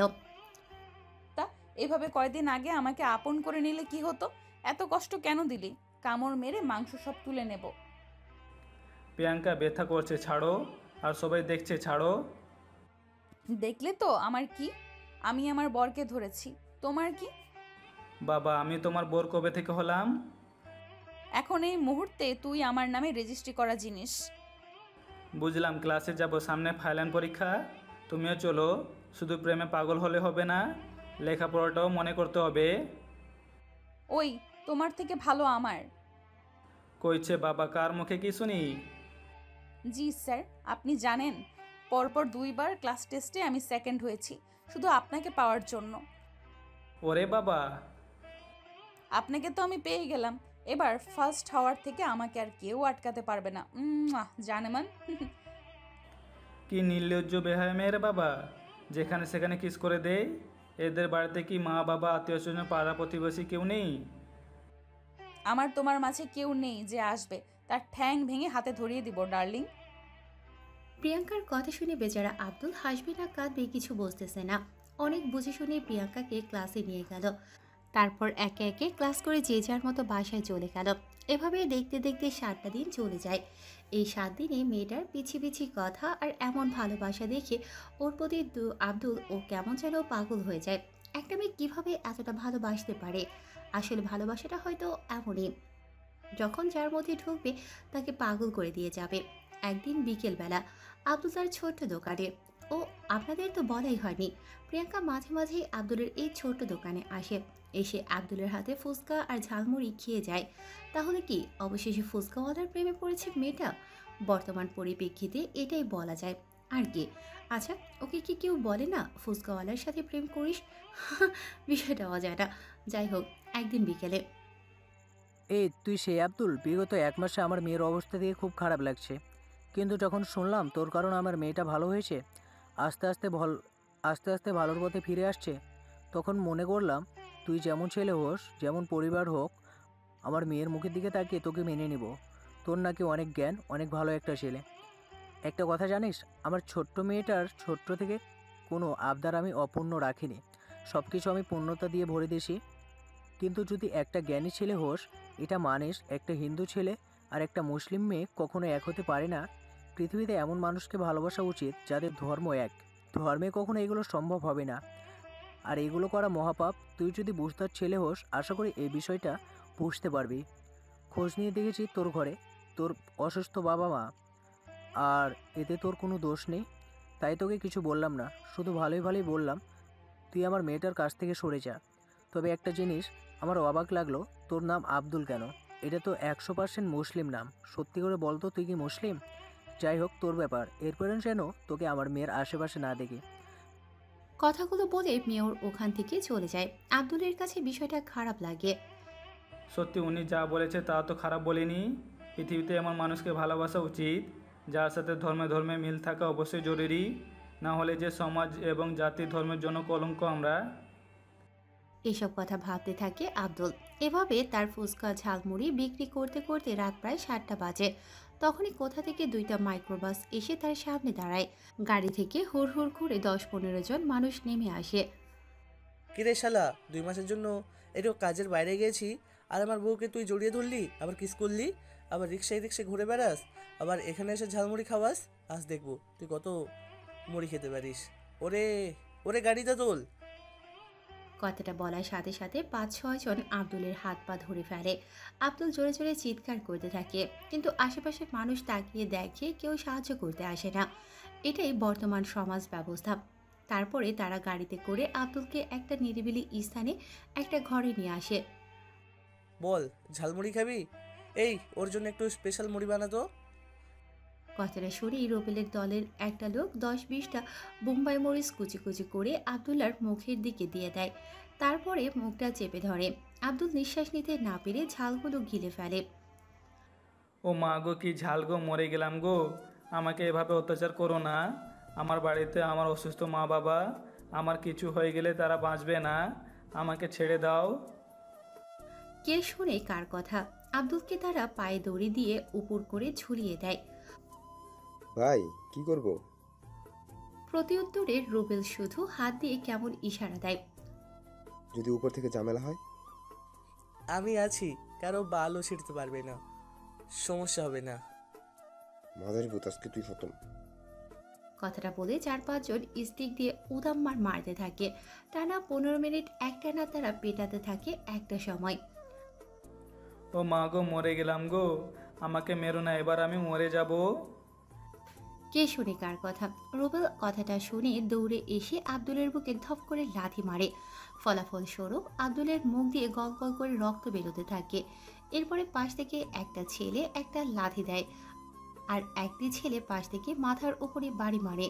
আব্দুল আস্তে আস্তে নিস্তেজ হয়ে পড়ে। একজন আব্দুলকে ডাকে, হাত দিয়ে দেখে নিঃশ্বাস আর চলতেছে না। ভাই মাতারির পুত খালাস। লাশটা বুড়িগঙ্গায় ফেলে আয়, গাড়ি নিয়ে যা। ফলাফল স্বরূপ সেই লাশটা বুড়িগঙ্গায় গিয়ে ফেলে দেয়। পরের দিন আপনারা দেখছেন সকালের সময়। শুরুতেই শিরোনাম। আজকে সকালে বুড়িগঙ্গা নদীর তীরবর্তী এলাকায় মিনা নামে এক জেলে মাছ ধরতে গিয়ে পাশে পড়ে থাকা একটা লাশের সন্ধান পায়। সাথে সাথে এসে পুলিশকে কল দেয়। ঘটনাস্থলে পুলিশ গিয়ে দেখে আসলে ছেলেটি মৃত না, এখনো জীবিত আছে। তাকে তাড়াতাড়ি করে ঢাকা মেডিকেলে ভর্তি করা হয়। তার অবস্থা আশঙ্কাজনক। টিভিতে ঘটে যাওয়া নিউজটা দেখছিল দেশের সবচেয়ে বড় বিজনেসম্যান আরবি কোম্পানির তৎকালীন মালিকের স্ত্রী আলিয়া মির্জা চৌধুরী। ওই কই গো তুমি, দেখো দেখো। এভাবে চিৎকার কেন করছো? টিভিতে যে ছেলেটার মৃতপ্রায় অবস্থায় বুড়িগঙ্গা নদীতে পাইছে দেখাচ্ছে, ওর গলায় দেখো ঠিক আমার সেই ছোট্ট ছেলের মতো জন্মদাগ, আর মুখের ফেসটা দেখো ঠিক তোমার মতো। আমার কেন যেন মন বলছে ওইটা আমার ছেলে। তুমি আমার ছেলেকে এনে দাও। এই 20টা বছর আমি মা হারা, আমার জন্য তোমার কষ্ট। এভাবে কান্না করলে খারাপ লাগে। তোমার দোষে আজকে আমাদের এই অবস্থা। সারাটা জীবন ফোন করো, জীবনে কোনো জায়গায় গেলেই তো ফোন ছাড়া থাকতে পারতে না। তাই তো ওই দিন মেলার মাঠে গিয়ে ফোন নিয়ে ব্যস্ত ছিলে, আর আমাকে সন্তানহারা করে দিলে। এই 20টা বছরের কষ্ট আমি ভুগতেছি, আমাকে ব্যথা দিও না এভাবে। আর দেখো না গিয়ে ওইটা আমার ছেলে কিনা, আমিও যাব তোমার সাথে। আচ্ছা চলো। আজাদ মির্জা চৌধুরী তাড়াহুড়ো করে কোটটা পরে দৌড়ে নিচে চলে আসলো। এসে দেখে তার স্ত্রী তার আগে এসে হাজির। ড্রাইভার, গাড়ি বের করো। ড্রাইভার প্রতি উত্তরের সম্মতি জানালো। জিজ্ঞেস করলো, স্যার কই যাবেন? ঢাকা মেডিকেল যাবা, যেভাবেই হোক 10 মিনিটের মধ্যে আমাকে যাওয়া চাই। জ্যাম পড়বে তো স্যার, 10 মিনিটে সম্ভব না। তাহলে হেলিকপ্টার রেডি করো। হেলিকপ্টার রেডি হতেও 10 মিনিট লেগে যাবে। ড্রাইভার তুমি, চলো যত দ্রুত পারো চলো। আচ্ছা ঠিক আছে ম্যাম। তারপরে দেশের টপ বিজনেসম্যান এবং তার স্ত্রী ঢাকা মেডিকেলের পথে চলল। আর অন্যদিকে এই খবরটা প্রিয়াঙ্কার চোখে পড়তেও আর এড়ালো না। সে যেন আকাশ থেকে পড়ল, খণ্ড বিখণ্ড হয়ে গেল। সে বুঝতে পারলো এই কাজটা কার হতে পারে। সে দৌড়ে তার বাবার কাছে যায়। দৌড়ে গিয়ে তার বাবার দুহাত তার গলায় ঠেসে ধরে আর বলতে থাকে, এই কাজ করার আগে আমাকে কেন গলা টিপে মারলে না? তুমি যে আমার বাবা বলতেও আমার ঘৃণা হচ্ছে। আজকে তোমার সামনে আমি মরবো। মা, এমন কথা বলিস না, আমার কষ্ট লাগে। একটু শান্ত হ। কি হয়েছে ঘটনাটা আমাকে বল। তারপরে প্রিয়াঙ্কা একটু আগে ঘটে যাওয়া খবরটা মোবাইলে চালু করে তার বাবার সামনে ধরে। তার বাবা বলতে থাকে, আমি এতটাও খারাপ না মা।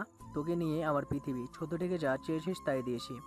আমি তোর মাথায় হাত দিয়ে ওয়াদা করতেছি, তোর মায়ের নামে কসম করছি, আমি এই কাজ করিনি। তবে হ্যাঁ, আমি ওই দিন ওই ছেলের কাছে যাই, শুধু ওকে ভালোভাবে বুঝিয়ে চলে আসি।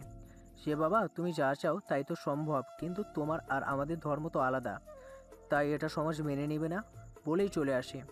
ওর গায়ে আমি একটা টোকাও দেইনি। আর যাই হোক, বাবা তো আমার মাথায় হাত দিয়ে মিথ্যা বলবে না, আবার মায়ের নামে কসম করলো। এই কাজ কে করতে পারে? কে? রুবেল ভাই করেনি তো? সাথে সাথে আমি আকাশকে কল দিলাম। কল দিয়ে দেখলাম ওর নাম্বার সুইচ অফ। আমার আর বুঝতে বাকি রইল না এই কাজ কার। হয়তো দেখছে সকালের নিউজটা, ভয়ে ফোন বন্ধ করে রাখছে। বাবা, হসপিটালে চলো। চল মা। অন্যদিকে দেশের টপ ধনী বিজনেসম্যান আজাদ চৌধুরীর আগমনে হাসপাতালটা সিকিউরিটিতে পুরো টইটম্বর। সবাই অবাক যে আজাদ চৌধুরী এখানে আসলো কি করে। আজাদ চৌধুরী ওখানে গিয়ে আব্দুলের দিকে অনেকক্ষণ তাকিয়ে থাকে। তারপর ডক্টর আজাদ চৌধুরী এবং তার স্ত্রী রক্তের সাথে আব্দুলের রক্ত ডিএনএ টেস্ট করাতে বলে। এদিকে আব্দুল এখনও অচেতন। ফলাফল স্বরূপ আজাদ চৌধুরীর কথা মতো তাড়াতাড়ি করে রক্তের ডিএনএ টেস্ট করা হয়। রেজাল্টে দেখা যায় আর কেউ না, এই আব্দুলই হচ্ছে দেশের টপ বিজনেসম্যান বিআরবি কোম্পানির মালিক আজাদ চৌধুরীর একমাত্র ছেলে। এই ঘটনা দেখে আজাদ চৌধুরীর স্ত্রী অসুস্থ আব্দুলকে জড়িয়ে ধরে কাঁদতে শুরু করে। আজাদ চৌধুরীর হাতে ডিএনএ রিপোর্ট টেস্ট নিয়ে একটু সামনে এগোতেই টিভি চ্যানেলের ক্যামেরাগুলো, নিউজ রিপোর্টারগুলো তাকে জাপটে ধরে। স্যার, আপনি বড় বড় ইভেন্টে ইনভাইট করলে আপনাকে পাওয়া যায় না। আপনি হঠাৎ এই জায়গায় কি মনে করে? এখানে কি কোনো কারণ আছে?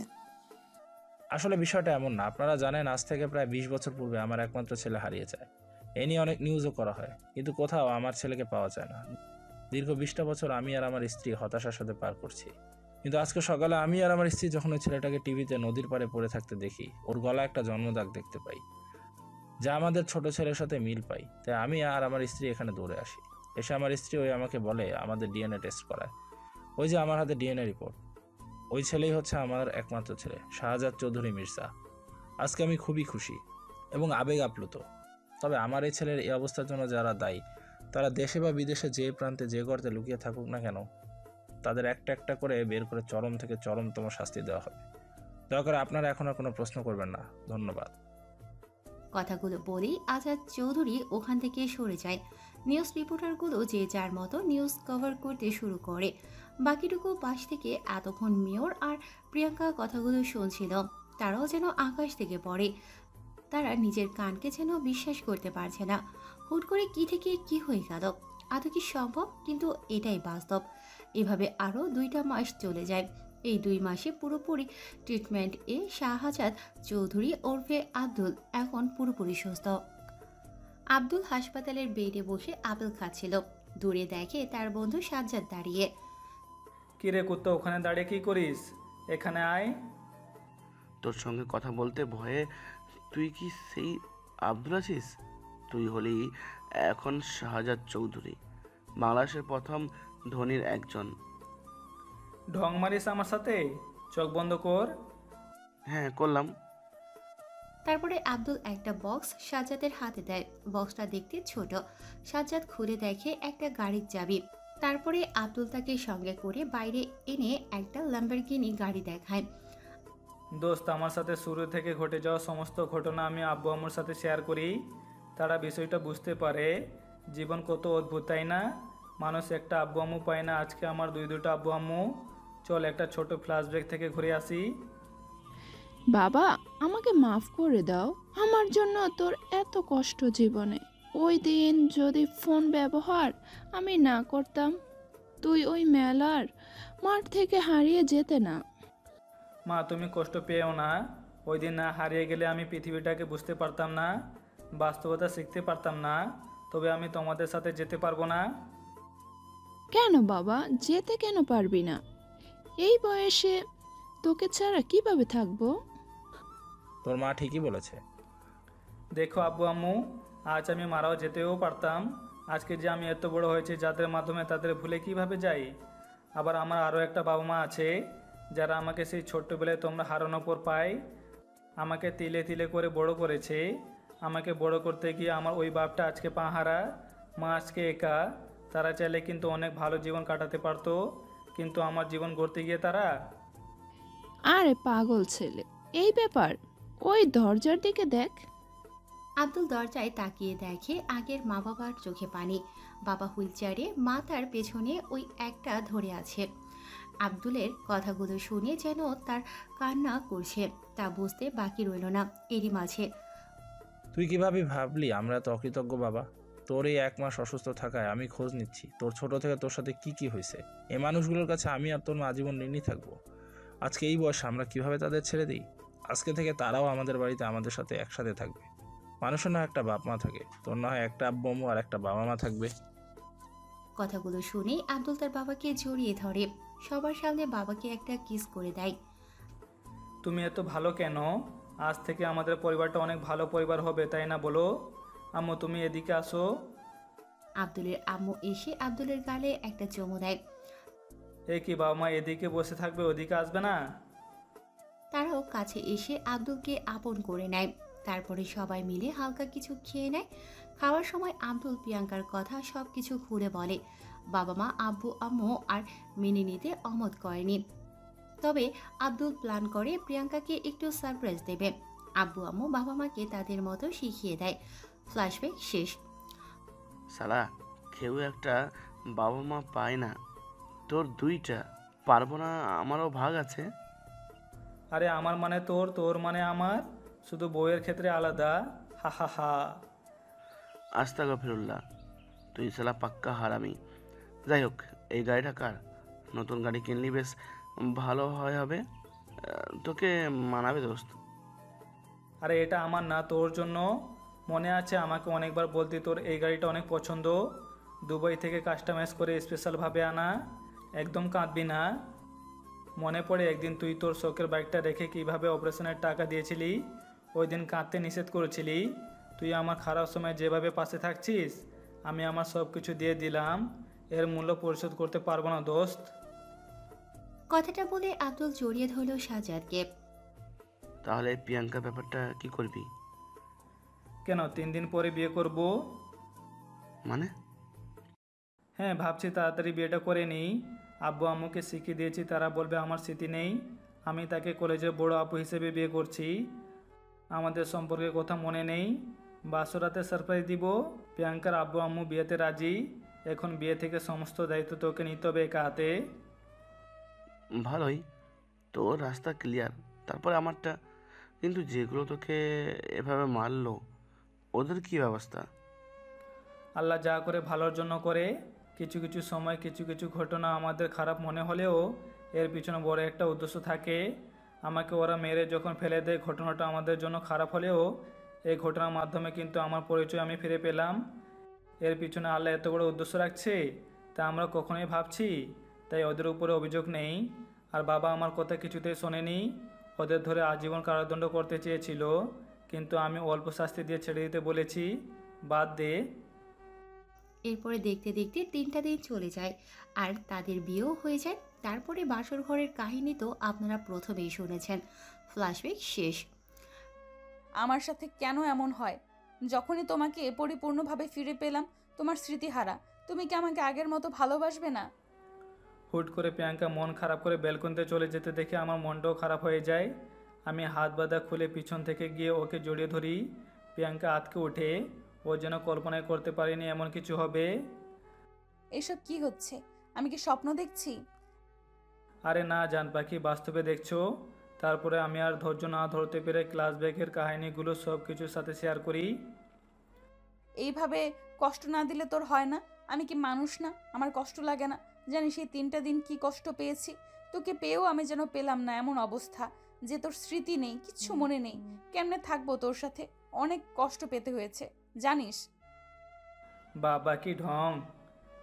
এগুলো তো ঢং মনে হয়? আজকে তোর প্রতিশোধ আমি হাড়ে হাড়ে নেব। প্রিয়াঙ্কা কথাটা বলেই আব্দুলের কলারটা ধরে টানতে টানতে রুমের মধ্যে নিয়ে আসে। খাটের পরে এক ধাক্কা মেরে ফেলে দেয়। লাইট অফ করে দিয়ে বলে, ওই জান একটু আদর করো। না, আমি আদর করতে পারবো না, তুমি আদর করো। আমি কিভাবে আদর করব? আমি কি ছেলে যে আদর করব?